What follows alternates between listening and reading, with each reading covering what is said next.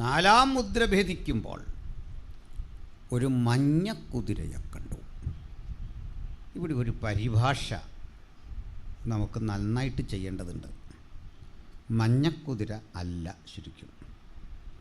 ഇംഗ്ലീഷിലോ അല്ലെങ്കിൽ ബൈബിളിൻ്റെ ആധാരഭാഷയായ പുതുനിയമത്തിൻ്റെ മൂലഭാഷയായ ഗ്രീക്കിലോ ചെന്നാൽ ക്ലോറോസ് എന്നൊരു പദം കാണുന്നു. ഇംഗ്ലീഷിൽ എഴുതിയിരിക്കുന്നത് ഗ്രീൻ, പെയിൽ ഗ്രീൻ എന്നാണ്. ക്ലോറോസ് എന്തെന്ന് കുട്ടികൾക്കറിയാം. ക്ലോറോഫിൽ, ഇതൊക്കെ കുട്ടികൾ കേട്ടിട്ടുണ്ട്. ഇല്ലെങ്കിൽ കേട്ടോളൂ. ഒരു സസ്യത്തിന് പച്ച നിറം കൊടുക്കുന്ന രാസവസ്തുവാണ് ക്ലോറോഫിൽ. അപ്പോൾ ക്ലോറോസ് മീൻസ് ഗ്രീൻ, പെയിൽ ഗ്രീൻ, വിളറിയ പച്ച. വിളറിയ പച്ച എന്നെഴുതിയത് മലയാള പരിഭാഷയിൽ മഞ്ഞ എന്ന് വന്നിട്ടുണ്ട്. അങ്ങനെയല്ല, പച്ച വിളറിയത് എന്ന് തന്നെ ചിന്തിക്കണം.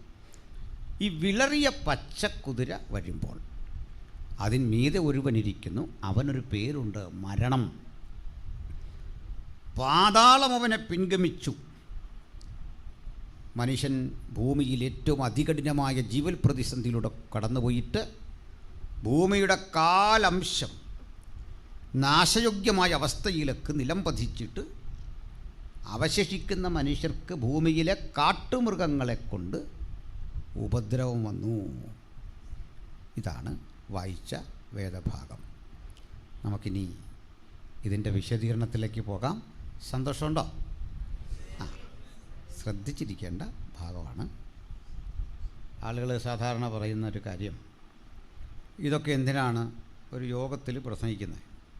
മറ്റെത്രയോ കാര്യങ്ങൾ ലളിതമായിട്ട് പറയാനുണ്ട്. ഒരാളിത് ചോദിച്ച കാര്യമാണ്.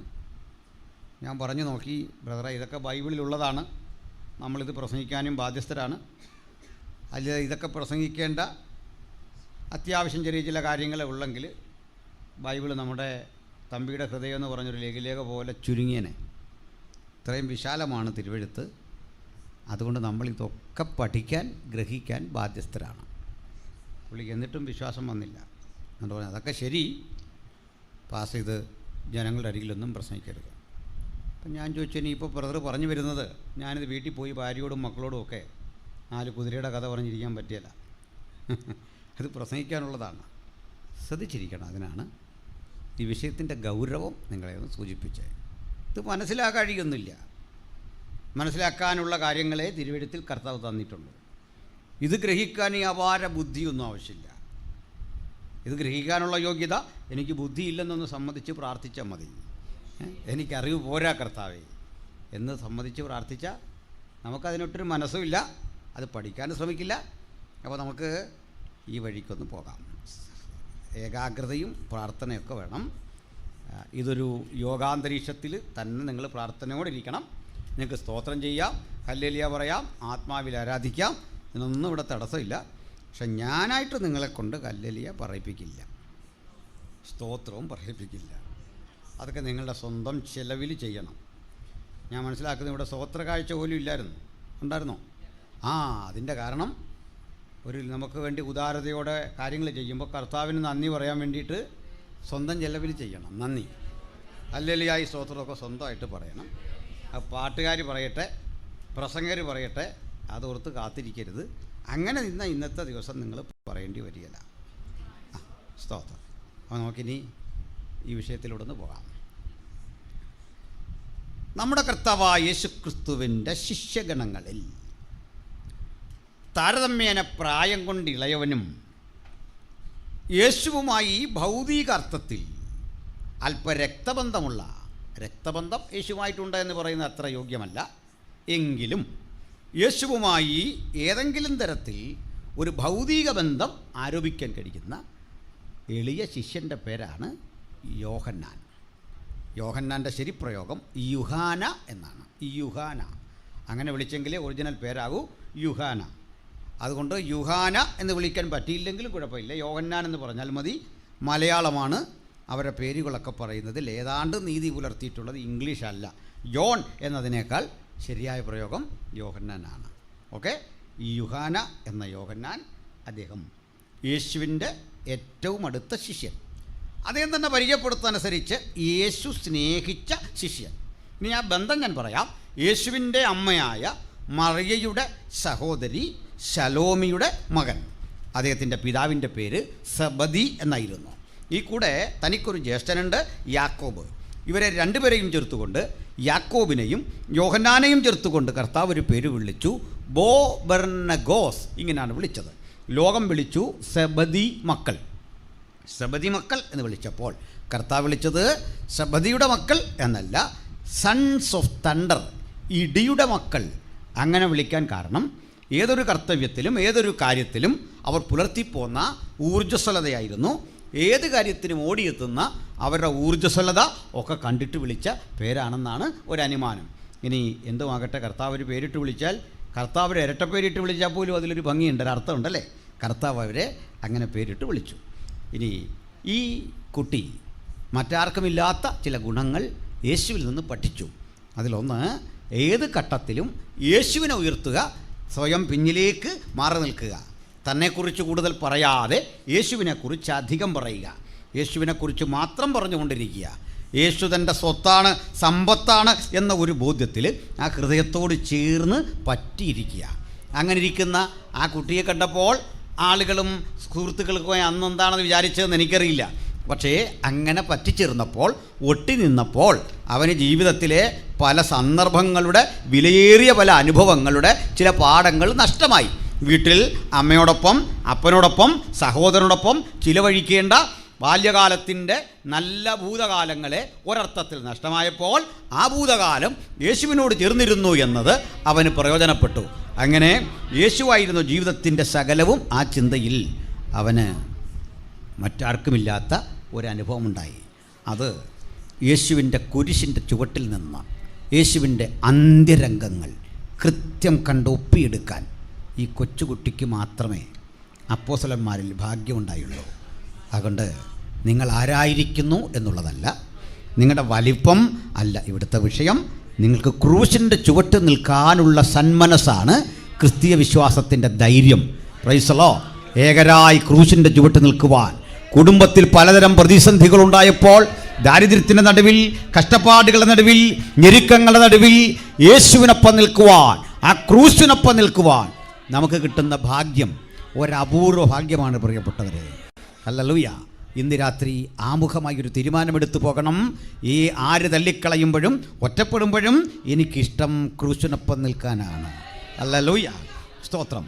5 അപ്പം കൊണ്ട് 5000 പോഷിപ്പിക്കുമ്പോൾ കരം നീട്ടി അതിലൊരു കഷണം വാങ്ങി അതിൻ്റെ രുചിയേറിയ അനുഭവത്തെക്കുറിച്ച് സാക്ഷ്യം പറയുന്നതിനേക്കാൾ, അമ്മാവിയമ്മയെ സൗഖ്യമാക്കിയപ്പോൾ പത്രോസിനുണ്ടായ ആഹ്ലാദത്തെക്കാൾ, പെരുത്ത മീൻകൂട്ടം വലയിൽ കയറിയപ്പോൾ ഉണ്ടായ സന്തോഷത്തെക്കാൾ, ലാസർ എന്ന മനുഷ്യൻ മരിച്ച് ചീഞ്ഞഴുകി 4 ദിവസം കഴിഞ്ഞപ്പോൾ ഉയർത്തെഴുന്നേറ്റ് വരുന്ന കാഴ്ച ഈ ഭൗതിക കണ്ണുകൾ കൊണ്ട് ഒപ്പിയെടുക്കാൻ കഴിഞ്ഞപ്പോൾ ഉണ്ടായ വിസ്മയത്തെക്കാൾ എൻ്റെ ഇഷ്ടം, എൻ്റെ ആവേശം ക്രൂശിൻ്റെ ചുവട്ടിൽ നിൽക്കുന്നതാണ്. ആ താല്പര്യമുള്ള ദൈവമക്കൾ ഇന്ന് രാത്രി ഇവിടെ ഉണ്ടെങ്കിൽ ആ ക്രൂശിൻ്റെ മഹത്വം ഉലകത്തിൻ്റെ മുമ്പിൽ പ്രകീർത്തിച്ചുകൊണ്ട് എന്നെയും നിങ്ങളെയും ഭരമേൽപ്പിച്ച ആ സുവിശേഷ ഘോഷണം നമുക്ക് ഒരുമിച്ച് നിർവഹിക്കാം.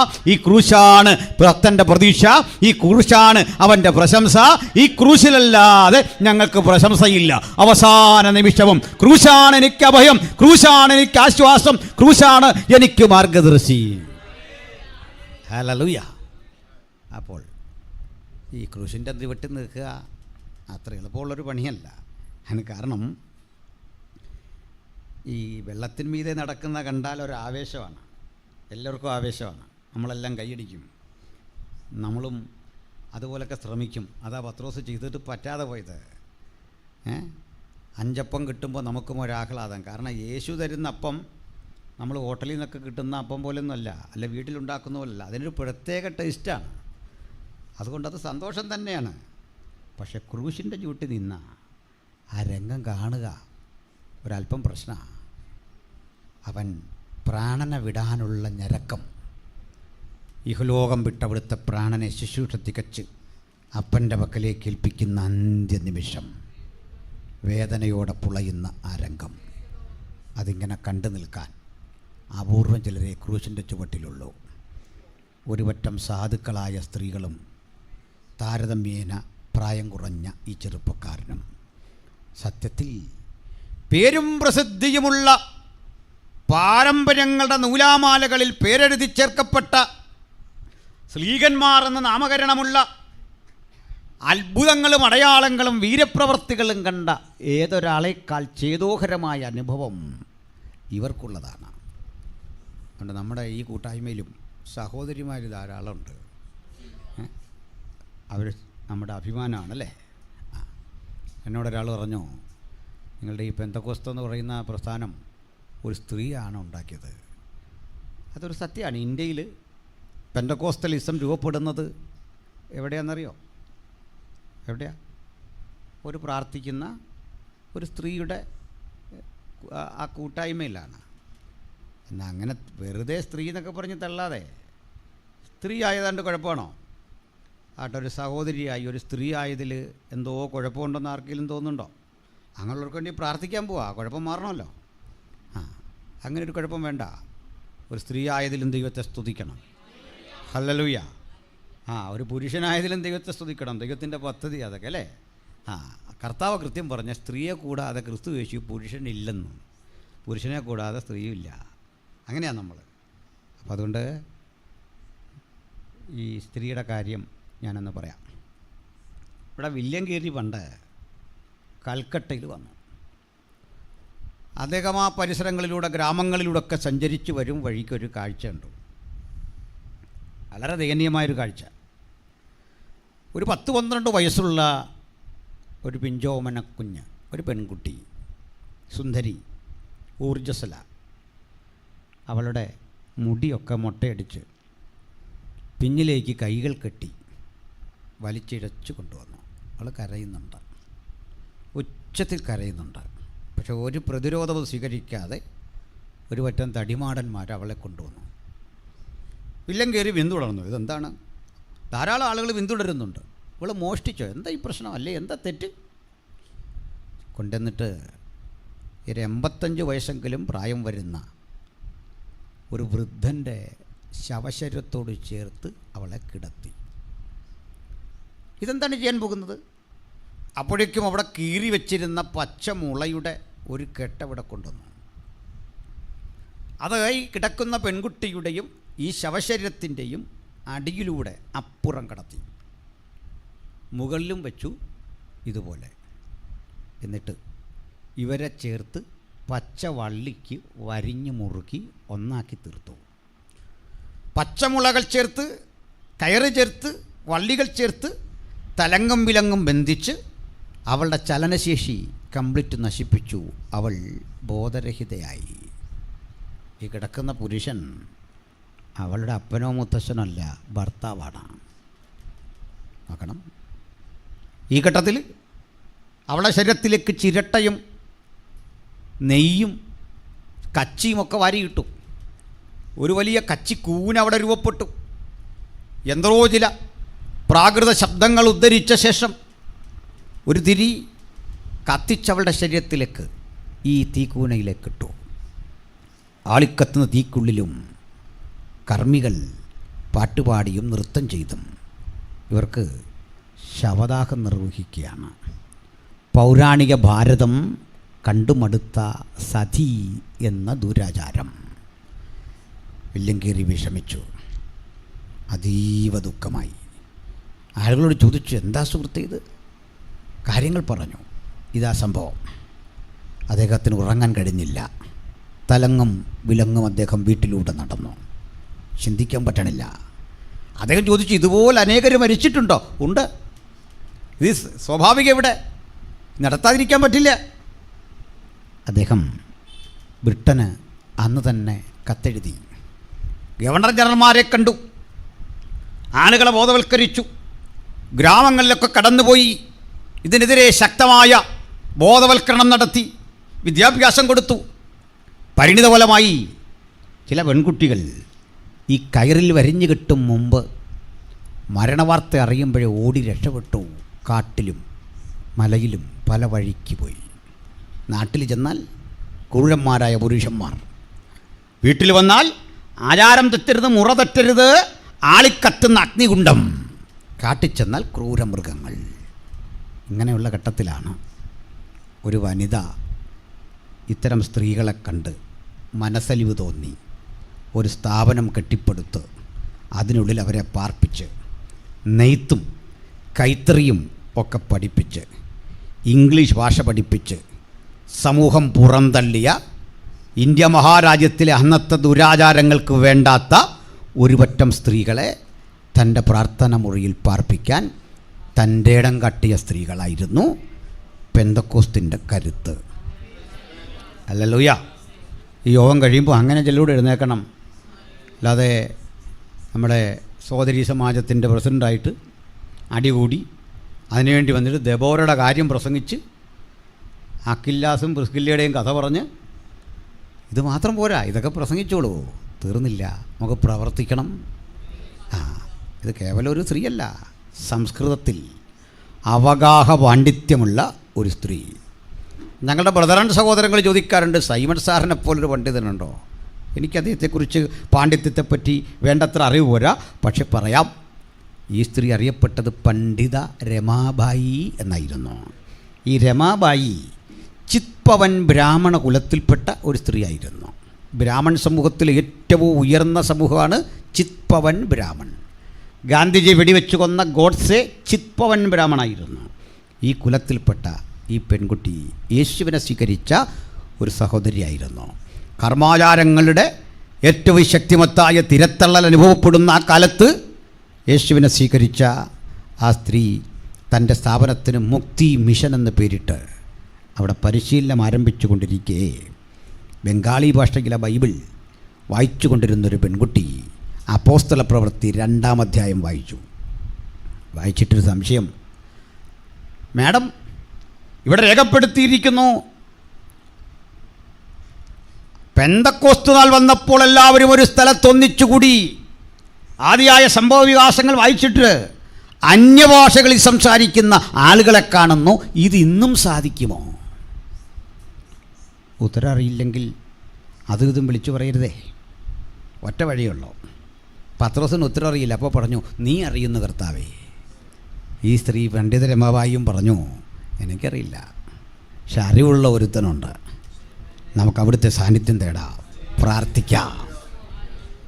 പ്രാർത്ഥന പാതി മുഴുമിപ്പിക്കും മുമ്പ് ആളിക്കത്തുന്ന താപജ്വാലകളുടെ നടുവിലേക്ക് സതിയുടെ ഭൗതിക തീക്കുള്ളിൽ നിന്ന് ഓടി രക്ഷപ്പെട്ട് പ്രാണൻ രക്ഷിച്ച ആ സ്ത്രീകൾക്കുള്ളിലേക്ക് അപ്പോസ്തല പ്രവൃത്തിയുടെ തനിയാവർത്തനം അഗ്നിജാല പോലെ പിളർന്നിരിക്കുന്ന നാവുകൾ പ്രത്യക്ഷമായിക്കൊണ്ട് ഓരോരുത്തൻ്റെ മീതെ പതിഞ്ഞുകൊണ്ട് അതാ അവരും ആത്മാവിൽ ആരംഭിക്കുന്നു ദൈവകൃപയുടെ ഒരു പുതിയ അധ്യായം. ചുരുക്കി പറഞ്ഞാൽ സമൂഹം ദുരാചാരങ്ങളുടെ പേരിൽ തിരത്തള്ളിയ അവശിഷ്ടങ്ങളിൽ നിന്ന് പടുത്തുയർത്തിയ അത്യുജ്വല പ്രസ്ഥാനത്തിന്റെ പേരാണ് പെന്തക്കോസ്ത്. അതുകൊണ്ട് ആ സന്ദേശം ഇന്ന് രാത്രിയോടെ ഉയർത്തുമ്പോൾ അതിൽ ജീവിക്കുന്ന യേശുക്രിസ്തുവിനെ നമുക്ക് ഒരുമിച്ച് ഉയർത്താം. അതുകൊണ്ട് ഈ മഹാപ്രസ്ഥാനത്തിന്റെ ഭാഗമാണ് ഞാനും നിങ്ങളും എന്നറിയപ്പെടുന്നതിൽ നമ്മൾ സന്തോഷിക്കണം. ഒപ്പം ഇത് അനിൽക്കൊടിത്തോട്ടം മാത്രം പറയുന്ന ചരിത്രമല്ല. പണ്ഡിത രമാബായി ആദരിച്ചത് ഇന്ത്യ മഹാരാജ്യമായിരുന്നു. നോക്കണേ, ഡോക്ടർ സർവേപ്പള്ളി രാധാകൃഷ്ണൻ, അവണ്ണം doctor Rajendra Prasad, doctor BR Ambedkar, ഇവർക്കൊക്കെ മാത്രം കിട്ടിയ പുരസ്കാരം ആ കരങ്ങൾ നീട്ടി വാങ്ങാൻ പണ്ഡിത രമാബായിക്കും ദൈവ അവകാശവും സാഹചര്യവും കൊടുത്തെങ്കിൽ ഓർത്തു നോക്കണം രാജ്യം എങ്ങനെ അവരെ ആദരിച്ചു. വില്യം ഗേരിയെക്കുറിച്ചും പറയാം. അത് കേവലം മിഷണറി പ്രവർത്തകനായിരുന്നില്ല. 91-ൽ അദ്ദേഹം ആരംഭിച്ച വിദ്യാഭ്യാസ സ്ഥാപനത്തിൻ്റെ 100 വർഷം തികയുന്ന വേളയിൽ വില്യം ഗേരി ആദരിച്ചത് ഇന്ത്യൻ രാഷ്ട്രപതി ശങ്കർ ദയാൽ ശർമ്മയായിരുന്നു. അദ്ദേഹത്തിൻ്റെ തപാൽ സ്റ്റാമ്പ് പുറത്തിറക്കിക്കൊണ്ട് അദ്ദേഹത്തെയും ആദരിച്ചു. ഇതൊന്നും ഇന്നത്തെ ചരിത്രകാരന്മാർ എഴുതൂല. അവർ സതി നിർമ്മാർജ്ജനമൊക്കെ പറയുമ്പോൾ അതിൽ ഇടപെട്ട പ്രധാന പേരുകൾ എഴുതൂല. പോട്ടെ, എൻ്റെ വിഷയം അതല്ല. അതുകൊണ്ട് നിങ്ങളൊരു ചെറിയ മനുഷ്യനാന്ന് തോന്നണ്ട. എപ്പോഴാ നമ്മൾ ചെറിയ മനുഷ്യരാണ്, പക്ഷെ ക്രൂശിൻ്റെ ചുവട്ടിൽ നിൽക്കുമ്പോൾ നമുക്ക് വലിപ്പം വർദ്ധിക്കും, നമുക്ക് അറിവ് വർദ്ധിക്കും, നമ്മുടെ ചിന്താപരത വർദ്ധിക്കും, നമ്മുടെ ആത്മശക്തി വർദ്ധിക്കും. രണ്ട് ഇന്ന് രാത്രി ഇരിക്കുന്ന ചെറിയവരും വലിയവരുമായ കുഞ്ഞുങ്ങളും മുതിർന്നവരുമായ ഏവരും ഒന്ന് സമ്മതിച്ചേക്ക്, ഞാനൊരു ചെറിയ മനുഷ്യൻ, പക്ഷെ ഞാൻ സേവിക്കുന്ന ദൈവം മഹാൻ, സർവശക്തൻ, അവൻ മഹാദൈവം, അവൻ്റെ സന്നിധിയിലാണ് ഞാൻ വന്നിരിക്കുന്നത്. സ്തോത്രം. ഒടുക്കം യോഹന്നാൻ ഈ കാഴ്ചയൊക്കെ കണ്ടു, ഭയം കൂടാതെ കണ്ട്. പിരിയാൻ നേരം യേശു പറഞ്ഞു, സഹോദരാ, ഇതാ നിൻ്റെ അമ്മ. ശ്രദ്ധിക്കണം, എങ്ങനെ പറഞ്ഞേ? എൻ്റെ അമ്മ എന്നല്ല, യേശുവിൻ്റെ അമ്മ തന്നെയാണ് മറിയം. ഞങ്ങൾക്ക് കാര്യത്തിൽ തർക്കമൊന്നുമില്ല. വിശുദ്ധ മറിയമെന്ന് വിളിക്കാൻ ഞങ്ങൾക്കൊരു ബുദ്ധിമുട്ടുമില്ല. ആദരിക്കപ്പെട്ട ഒരു ദൈവദാസിയാണ് അവരെന്ന് വിശ്വസിക്കാൻ ഞങ്ങൾക്ക് ഒരു വിഷമവുമില്ല. അങ്ങനെ വിശ്വസിച്ചില്ലെങ്കിൽ നിങ്ങൾ ദൈവമക്കളല്ല. നമുക്കാർക്കെങ്കിലും കന്യകാ മറിയം എന്ന അനുഗ്രഹിക്കപ്പെട്ട കർത്തൃദാസിയോട് എന്തെങ്കിലും വിരോധമുണ്ടോ? സ്ത്രീകളിൽ ഏറ്റവും അനുഗ്രഹിക്കപ്പെട്ട ആ കർത്തൃദാസിയോട് നമുക്ക് ആദരവാണുള്ളത്. പക്ഷെ ആരാധിക്കില്ല ഞങ്ങൾ. ആരാധനയ്ക്ക് യോഗ്യൻ ഒരുവനേ ഉള്ളൂ. സ്തോത്രം. ഞാൻ പറയട്ടെ, ഇന്ത്യ മഹാരാജ്യത്തിലെ സാംസ്കാരിക നായകന്മാർ, സാമൂഹ്യ പ്രവർത്തകർ, മഹാത്മജി ഉൾപ്പെടെയുള്ള സ്വാതന്ത്ര്യ സമര സേനാനികൾ ഇന്ത്യ ഇന്നായിരിക്കുന്ന അളവിലേക്ക് ആക്കി തീർക്കാൻ പ്രാണത്യാഗം ചെയ്ത ഏതൊരാളോടും ആദരവ്, ആദരവ്, ആദരവ്. പക്ഷെ ആരാധിക്കില്ല. അതിന് ഞങ്ങൾക്ക് കഴിയില്ല. ആരാധിക്കാൻ ഒരുവൻ മാത്രം, അത് സർവ്വവും സൃഷ്ടിച്ച മഹാദൈവം. ആ ദൈവത്തെ ഞങ്ങൾ ആരാധിക്കൂ. അപ്പോൾ നമുക്ക് പിരിയാൻ നേരം പറഞ്ഞു, സഹോദര, ഇതാ നിൻ്റെ അമ്മ. സ്ത്രീയെ, ഇതാ നിൻ്റെ മകൻ. അങ്ങനെ സംരക്ഷണം ഏർപ്പെടുത്തി വിട്ടു. യോഹന്നാൻ്റെ ഈ സങ്കടമൊക്കെ മാറാൻ 3 ദിവസം മതിയായിരുന്നു. ഉയർത്തെഴുന്നേറ്റ യേശു യോഹന്നാനെയും കണ്ടു.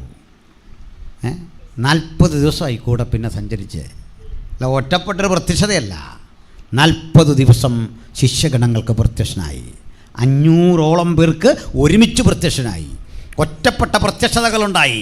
എമ്മൗസിലെ ശിഷ്യന്മാർക്ക് പ്രത്യക്ഷനായി. അവർക്കൊപ്പം സമയം ചിലവഴിച്ചു. ആഹാരരംഗത്ത് പോലും സമയം ചിലവഴിച്ചു.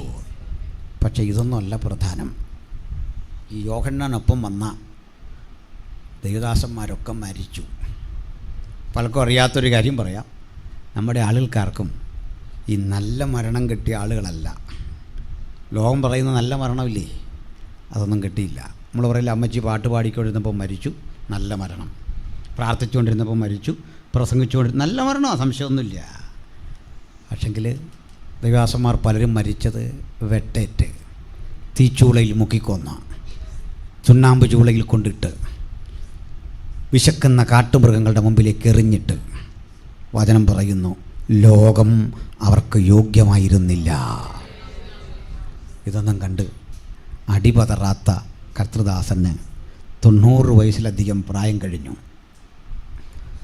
ഒരു ദിവസം രാജ്യം ഭരിക്കുന്ന ഡൊമീഷ്യൻ കൈസർ എന്ന മഹാക്രൂരനായ ചക്രവർത്തി ശക്തിയുക്തം യേശുവിനെ പ്രസംഗിക്കുന്ന അവിടുത്തെ അനുഗാമികളിൽ നേരിട്ട് യേശുവിൻ്റെ കൈവപ്പ് സ്വീകരിച്ച യോഹന്നാൻ എന്ന മനുഷ്യനെയും അറസ്റ്റ് ചെയ്തു. ഒരു തരം പ്രാകൃത ശിക്ഷയ്ക്ക് വിധേയനാക്കി. തിളച്ച എണ്ണയിലിടുക, എന്തോ ആ ശിക്ഷയെ യോഹന്നാൻ അതിജീവിച്ചു. അങ്ങനെയൊന്നുണ്ട്. ചില ഘട്ടങ്ങളിൽ പ്രതീക്ഷിക്കാത്ത വിടുതലും ദൈവത്തിൻ്റെ പദ്ധതിയാണ്. എപ്പോഴും വിടുതൽ പ്രതീക്ഷിക്കരുത്. ചില ഘട്ടങ്ങളിൽ ആ എണ്ണ നിന്നെ ദഹിപ്പിച്ച് കളയും. അതിനും മനസ്സ് കാണിക്കണം. ഒഴുകുന്ന എണ്ണ കണ്ടിട്ട്, ആളിക്കത്തുന്ന തീ കണ്ടിട്ട് പറയണം, വിട്ടുപിരിഞ്ഞ് ക്രിസ്തുവിനോടെ ആയിരിക്കുന്നത് എനിക്കേറെ നല്ലത്. ആളിക്കത്തുന്ന തീ കണ്ടിട്ട് വിട്ടുപിരിഞ്ഞ് ക്രിസ്തുവിനോടെ ആയിരിക്കുന്നത് ഏറെ നല്ലത്. ആ തീക്കുള്ളിൽ കൂടി കിടക്കുമ്പോൾ പറയണം, എനിക്ക് ജീവിക്കുന്നത് ക്രിസ്തു, മരിക്കുന്നത് ലാഭം. ഇത് രണ്ടും ഭക്തൻ്റെ വഴിയാണ്. പക്ഷേ ഇന്നത്തെ ഒരു പുതിയ തലമുറ ഈ വിടുതൽ മാത്രമേ ഉള്ളെന്ന് പറഞ്ഞതാ നമുക്കൊക്കെ പറ്റിയ പരാജയം. പോട്ടെ, സ്തോത്രം. ഏതായാലും യോഹന്നാൻ അന്ന് മരിച്ചില്ല. യോഹന്നാനെ കൊണ്ട് പത്മോസ് ദ്വീപിൻ്റെ ഒറ്റപ്പെട്ട ദുരിതത്തിൽ തള്ളി. അവിടെ കൽക്കരിക്കനിയാണ്. ചരിത്രം അങ്ങനെ വിശദീകരിക്കുന്നത്. അവിടെ കൊടും കുറ്റവാളികളെ കൊണ്ട് പാർപ്പിക്കുന്ന ഇടമാണ്. കൽക്കരിക്കനിയിൽ പണിയെടുക്കണം. അവിടേക്ക് വല്ലപ്പോഴും വരുന്ന ബോട്ടിൽ ഈ കൽക്കരി കയറ്റി വിടണം. ഭക്ഷണം കിട്ടിയാലായി, ഇല്ലെങ്കിലായി. ഭക്ഷണപ്പൊതികൾ കരയിലേക്ക് വലിച്ചെറിയും. ചിലർക്ക് കിട്ടും, ചിലർക്ക് കിട്ടില്ല. പണിയെടുത്ത് മരിക്കണം. കൊടും ക്രിമിനലുകൾക്കൊപ്പം കർത്തൃദാസനെ പാർപ്പിക്കുമ്പോൾ ജീവച്ഛവമായ പ്രായപൂർത്തിയായ ആളുകൾ, മരണം മുമ്പിൽ കണ്ട് കഴിയുന്ന സ്ത്രീപുരുഷന്മാർ, ഭീകരത നിറഞ്ഞു നിൽക്കുന്ന അന്തരീക്ഷം, എങ്ങും മരണത്തിൻ്റെ ഗന്ധം. പക്ഷേ ഭക്തൻ തോറ്റുകൊടുത്തില്ല. അദ്ദേഹത്തിൻ്റെ അനുഭവം ഈ പുസ്തകത്തിൽ രേഖപ്പെടുത്തിയിരിക്കുക. കർത്തൃദിവസത്തിൽ ഞാൻ ആത്മവിവശനായി, ഭക്തനെ സംബന്ധിച്ചിടത്തോളം ഏത് പ്രതിസന്ധിയും ആത്മനിറവിൽ ആരാധിക്കാൻ ഒരു തടസ്സമായിരിക്കുന്നില്ല. അവനെ കാത്തിരിക്കുന്ന കർത്തൃദിവസങ്ങൾ പുത്തൻ ജീവിത വഴിത്താരകളിലൂടെ അവനെ നയിക്കുവാൻ ഇന്നും പര്യാപ്തമാണ്. ആ ഘട്ടത്തിൽ കണ്ട കാഴ്ചയുടെ പേരാണ് വെളിപ്പാട്. ഒത്തിരി ഉണ്ടത് പറയാൻ. കർത്താവിൻ്റെ ദാസൻ, നമ്മുടെ അധ്യക്ഷനായ ദിവാസൻ പറയായിരുന്നു, ചില നാൾക്കപ്പുറത്ത് ഞാൻ IM ബൈബിൾ ഇൻസ്റ്റിറ്റ്യൂട്ടിൽ ഈ ക്ലാസ് എടുത്തിരുന്നു. 4-5 ദിവസം എല്ലാ വർഷവും അവിടെ ഞാൻ ഈ ക്ലാസ് എടുക്കുന്നുണ്ട്. ദിവാസനൊക്കെ അവിടെ ഉണ്ടായിരുന്നു. അത് ഒരു ദിവസം കൊണ്ടോ ഒരു മണിക്കൂർ കൊണ്ടോ പഠിക്കാൻ പറ്റുന്ന ഒരു സബ്ജക്റ്റല്ല, ഒരു നീണ്ട സബ്ജക്റ്റാണ്. ഞാനിത് ഏറ്റവും അധികം നാളുകൾ ക്ലാസ് എടുത്തത് നമ്മുടെ പ്രിൻസ് പാസ്റ്ററുടെ റാന്നിയിലെ ചർച്ചിലായിരുന്നു. 3 ദിവസത്തെ ക്ലാസ് തുടങ്ങിയതാണ്. അത് തീരാതെ വരുമ്പോൾ അത് 7 ദിവസമാക്കി കൂട്ടി. അപ്പോൾ 10 ദിവസമായി. അപ്പോഴേക്കും പാപ്പയുള്ള കാലമാണ്. അപ്പോൾ എന്നോട് പറഞ്ഞു, പാസ്റ്റർ അത് പിടിച്ചു നിർത്തണ്ട, ഇത് പോകുന്ന അത്രയും പോകട്ടെ, എന്നിട്ട് നിർത്തിയാൽ മതി. കൃപയാൽ ആ ക്ലാസ് 107 ദിവസം തുടർച്ചയായിട്ട് അനേക ആളുകൾ വരികയും വചനം പഠിക്കുകയും ചെയ്ത അനുഭവം ഉണ്ടായി. അത്രയും വലിയൊരു മഹാസാഗരമാണ് നമ്മുടെ മുമ്പിലിരിക്കുന്ന. സ്തോത്രം, ഹല്ലേലൂയ, സ്തോത്രം. ഇത് തെറ്റിദ്ധരിക്കല്ലേ, ഞാൻ ഇത്രയും വലിയ ക്ലാസ് എടുത്തൊരു മിടുക്കനൊന്നുമല്ല, അത് പറയാൻ വേണ്ടിയല്ല വന്നത്. വചനത്തിന് ചില പ്രകാശനങ്ങൾ ആ സമയത്ത് ഇങ്ങനെ കിട്ടിക്കൊണ്ടിരിക്കും. ഞാനൊരറിവുള്ള ആളെയല്ല, പക്ഷേ ആ സമയത്ത് ദൈവം തരുന്ന ചില കാഴ്ചപ്പാടുകൾ, പ്രകാശനങ്ങൾ വഴി അങ്ങനെ യാത്ര ചെയ്തു. ചരിത്രകൃതികൾ പരതി പലതിലൂടെയും കർത്താവിനെ നടത്തിയ അനുഭവങ്ങളും അന്വേഷണങ്ങളുമാണ് ഇന്നും നമ്മൾ ചർച്ച ചെയ്യുന്നത്. ഇപ്പോൾ വായിച്ചത് സുപ്രധാനമായ ഒരു കാര്യം. എന്താ അത്? യോഹന്നാൻ ഒരു സ്വർഗീയ ദർശനം കണ്ടു. അതാണ് 4-ാം അധ്യായം. ആ സ്വർഗീയ ദർശനത്തിൽ യോഹന്നാൻ കണ്ടത് തുറക്കപ്പെട്ട ഒരു സ്വർഗം, ആ സ്വർഗത്തിൽ ഒരു സിംഹാസനം വച്ചിരിക്കുന്നു. ആയിരിക്കുന്ന സ്വർഗീയ സിംഹാസനത്തിൽ, ആ സിംഹാസനത്തിൻ്റെ രൂപം പറയുക, അത് മരതകത്തോട് സദൃശ്യം. അവിടെ കാഴ്ചയ്ക്ക് പത്മരാഗത്തോടും സൂര്യകാന്തത്തോടും സദൃശ്യനായ ഒരുവൻ ആ സിംഹാസനത്തിൽ ഇരിക്കുന്നത് കണ്ടു. അതിൽ ഇരിക്കുന്നവന് ചുറ്റും ഒരു മരതകത്തിൻ്റെ വില്ല്, മനോഹരമായ ഒരു കാന്തി. അതിൻ്റെ മുമ്പിൽ നിന്ന് ശുദ്ധ പളുങ്കിനൊത്ത ഒരു കണ്ണാടിക്കടൽ പുറപ്പെടുന്നു. ഈ കണ്ണാടിക്കടലിൻ്റെ ഇരുവശത്തുമായി കൃത്യമായി തന്നെ രേഖപ്പെടുത്തിയിരിക്കുന്നു, 7 യഹോവയുടെ 7 ആത്മാക്കളായ 7 ദീപങ്ങൾ ജ്വലിച്ചുകൊണ്ട് നിൽക്കുന്നു. ഭംഗിയതല്ല, തൊട്ടു മുമ്പിലായിട്ട് 24 മൂപ്പന്മാരെ കാണാം. അവർ പൊൻകിരീടങ്ങൾ തലയിൽ വെച്ചിരിക്കുന്നു. 24 മൂപ്പന്മാർക്കൊപ്പം രസാവഹമായ മറ്റൊരു കാഴ്ച കാണാം. അവിടെ സവിശേഷതയുള്ള 4 സ്വർഗീയ ജീവികളെ കാണുന്നു. ഇതൊരു ദർശനമാണ്. ആ സ്വർഗീയ ജീവികൾ ദൂതഗണങ്ങളാണ്. എന്താണ് അവരുടെ പ്രത്യേകത? അവയ്ക്ക് മുൻപുറവും പിൻപുറവും കണ്ണ് നിറഞ്ഞിരിക്കുന്നു. അതിൻ്റെ അർത്ഥം മുമ്പും പിമ്പുമുള്ള കാര്യങ്ങളെ, ഭൂതകാലത്തെയും ഭാവിയെയും ഒരുപോലെ കാണത്തക്ക വിധത്തിൽ അവയുടെ ദർശനം വിശാലമാണ്. അവയ്ക്ക് പിന്നെ പ്രത്യേകതയുണ്ട്. 6 ചിറക് വീതം, ഓരോന്നിനും 6 ചിറകുണ്ടായിരുന്നു. 6 ചിറക് വീതമുള്ള 4 ജീവികൾ. വെള്ളം വേണ്ട, അപ്പത്തിനായുള്ള വിശപ്പല്ല, വെള്ളത്തിനായുള്ള ദാഹമല്ല, ഇതിങ്ങനെ ഉണ്ടാവും. സ്തോത്രം. അപ്പോൾ താങ്ക് യു. അപ്പോൾ 6 ചിറകുള്ള ഈ ജീവികൾ, 4 ജീവികൾ. ഈ 4 ജീവികൾക്ക് മുൻപുറവും പിൻപുറവും കണ്ണ് നിറഞ്ഞിരിക്കുന്നു. അവ 2 ചിറകുകൾ കൊണ്ട് പറന്നു, 2 കൊണ്ട് പാദം മൂടി, 2 കൊണ്ട് മുഖം മൂടി. മുഖം മൂടി എന്ന് പറയുമ്പോൾ മറ്റൊരു കാഴ്ച കൂടി കാണാം. ഒരുത്തനോട് ഒരുത്തൻ. അതെങ്ങനെ മുഖം മൂടിക്കൊണ്ട് ഒരുത്തനോടൊരുത്തന് പറയാൻ പറ്റുന്നേ? മുഖം മൂടിക്കൊണ്ട് പബ്ലിക്കല്ലേ പറയാൻ പറ്റുന്നേ? പറയാൻ പറ്റും. എങ്ങനെയാണെന്നറിയണ്ടേ? ഇതാ, കർക്കശ ബുദ്ധിയുള്ള വെൽ ഡിസിപ്ലിനറിയനായ ഒരു പ്രിൻസിപ്പൾ അതുവഴി പോകുന്നു. അപ്പോൾ പ്രിൻസിപ്പളിൻ്റെ സാന്നിധ്യം അറിഞ്ഞിട്ട് കുട്ടികൾ ഈ മുഖം, പുസ്തകം വായിച്ചുകൊണ്ടിരിക്കുന്ന പുസ്തകം കൊണ്ട് മറച്ചു വെച്ചിട്ട് പറയുക, സാറ് വരുന്നു, സാറ് വരുന്നു, സാറ് വരുന്നു. ഈ ശബ്ദം ഉച്ചസ്ഥായിലേക്ക് എത്തും പോലെയാ ദൈവത്തെ കണ്ടിട്ട് മുഖം മറച്ചിട്ട് ഒരുത്തനോടൊരുത്തൻ, സൈന്യങ്ങളുടെ ദൈവമായ കർത്താവ് പരിശുദ്ധൻ, പരിശുദ്ധൻ, പരിശുദ്ധൻ. ദൂതഗണങ്ങളുടെ ഒരുവറ്റം ആരാധന ഇങ്ങനെ വെളിപ്പാട് പുസ്തകം രേഖപ്പെടുത്തുമ്പോൾ കൃത്യമായിട്ട് എസെക്കിയേൽ പ്രവചനത്തിൽ പറയുകയാണ്, മറ്റൊരു സംഘം ദൂതഗണങ്ങൾ മനോഹരമായി ഈ പ്രപഞ്ചത്തെ നോക്കിക്കാണുന്നു. ഈ പ്രപഞ്ചത്തിൻ്റെ വിസ്തൃതമായ പ്രപഞ്ചത്തിൽ ഓരോ ഗോളങ്ങൾ അവൻ അണിയിച്ചൊരുക്കുന്നു. സൂര്യനെ, ചന്ദ്രനെ, ഭൂമിയെ ഒക്കെ കണ്ടിട്ട് ഭ്രമണപഥത്തിലൂടെ യാത്ര ചെയ്യുന്ന ഈ താരകങ്ങളെയൊക്കെ കണ്ടിട്ട് അടുക്കും ചിട്ടയും കൂടി ഈ പ്രപഞ്ചം ഇങ്ങനെ സഞ്ചരിക്കുന്ന കണ്ടിട്ട് ആ ദൈവത്തിൻ്റെ മഹത്വത്തെ വർണ്ണിച്ചുകൊണ്ട് പറയുക, സകല പ്രപഞ്ചവും അവൻ്റെ മഹത്വം കൊണ്ട് നിറഞ്ഞിരിക്കുന്നു. ഒരു കൂട്ടർ പറയും അവൻ പരിശുദ്ധൻ പരിശുദ്ധൻ പരിശുദ്ധൻ. അടുത്ത കൂട്ടർ പറയും മുഴു പ്രപഞ്ചവും മുഴു ലോകവും അവൻ്റെ മഹത്വം കൊണ്ട് നിറഞ്ഞിരിക്കുന്നു. ഒരു സ്വർഗീയ ആരാധന. നമുക്ക് സന്തോഷമാണ് ഈ സ്വർഗീയ ആരാധന, എനിക്കറിയാം. പക്ഷെ ഞാൻ പറയും ദൈവത്തിനിഷ്ടം അവരുടെ ആരാധനയേക്കാൾ നമ്മുടെ ഈ ആരാധനയാണ്. സന്തോഷമില്ല നിങ്ങൾക്കല്ലേ? വിശ്വാസം വരുന്നില്ല. ദൂതനിങ്ങനെ നിന്ന് പരിശുദ്ധൻ പരിശുദ്ധൻ എന്ന് പറയുമ്പോൾ ആവേശം കൊള്ളുന്നവനല്ല ദൈവം. ദൈവത്തിന് മറ്റൊരിഷ്ടമുണ്ട്. നമ്മൾ പറയുന്ന ഹല്ലേലൂയ, നമ്മൾ പറയുന്ന സ്തോത്രം, അത് ഭയങ്കര ഇഷ്ടമാണ്. അതെന്താ കാര്യം? ക്ഷമിക്കണേ, ലോകത്തനവധി മതങ്ങളുണ്ട്. ഈ മതങ്ങളല്ല ദൈവത്തെ വിളിക്കുന്നത് സ്ഥാനപ്പേര് ചൊല്ലിയാണ്. സ്ഥാനപ്പേര് ചൊല്ലി ബഹുമാന പുരസരം. എന്നിട്ട് ഞാൻ മറ്റിതിലേക്ക് പോകുന്നു. യഹൂദമതം എങ്ങനെ ദൈവത്തെ വിളിക്കുന്നത്? യാക്കോബിൻ്റെ ഭയമായവൻ, അതാ ദൈവം. യാക്കോബിൻ്റെ ഭയമായവൻ. അതവരൻ പറയാ, എൻ്റെ കണ്ണ് സൈന്യങ്ങളുടെ ദൈവമായ കർത്താവിനെ കണ്ടു, അയ്യോ എനിക്ക് കഷ്ടം. ഭയമാ. അവർ യാഹ്വേ എന്ന ദൈവത്തെ വിളിക്കുമ്പോൾ, ഈശ്വർ എന്ന ദൈവത്തെ വിളിക്കുമ്പോൾ, സർവേശ്വരൻ എന്ന ഉലകം ദൈവത്തെ വാഴ്ത്തുമ്പോൾ, ദൈവത്തെ നമ്മൾ വിളിക്കുന്നത് എങ്ങനെയാണെന്ന് നിങ്ങൾക്കറിയണ്ടേ? You know how we people Christians how addressing almighty. നിങ്ങൾക്കറിയേണ്ടത് മുഴുലോകവും ദൈവത്തെ സ്ഥാനപ്പേര് വിളിക്കുമ്പോൾ ലോകത്തിൽ, ലോക ചരിത്രത്തിൽ സൃഷ്ടാവിനെ സ്ഥാനപ്പേരിനപ്പുറത്തേക്ക് കടന്ന് അപ്പാ എന്ന് വിളിക്കുന്ന, പിതാവ് എന്ന് വിളിക്കുന്ന ഒരൊറ്റ മാർഗം ഉലകത്തിലുണ്ടെങ്കിൽ അത് യേശുവിൻ്റെ അനുഗാമികളുടെ മാർഗമാണ്. Only the followers of Christ addressing Almighty as Father. ദൈവത്തെ അപ്പാ എന്ന് വിളിക്കുമ്പോൾ കേൾക്കാൻ ഇഷ്ടമുള്ള ഒരു മഹാദൈവം ഇന്ന് നമ്മുടെ മധ്യത്തിലുണ്ട്. Hallelujah, hallelujah. അതാ ഈ ശബ്ദം കേൾക്കാൻ ഭയങ്കര ഇഷ്ടമാണ് ദൈവത്തിന്. സ്തോത്രം. അതൊക്കെ ഒത്തിരി വിശദീകരിക്കാനുണ്ട്. നമുക്ക് അങ്ങോട്ട് പോയാൽ ഇത് തീരാതെ വരും. നമ്മൾ ഇതുവരെ വിഷയത്തിൽ വന്നില്ല. തൽക്കാലം നമ്മൾ ബാക്കിയൊക്കെ വിട്. ഒരു 4 ജീവികൾ സ്വർഗത്തിലുണ്ട്, അത്രയും മാത്രം പഠിക്കുക. ഗ്രഹിച്ചോ? 4 ജീവികൾ സ്വർഗത്തിലുണ്ടെന്ന് പഠിക്കാൻ എന്താ പാട്? അത്രേ ഉള്ളൂ.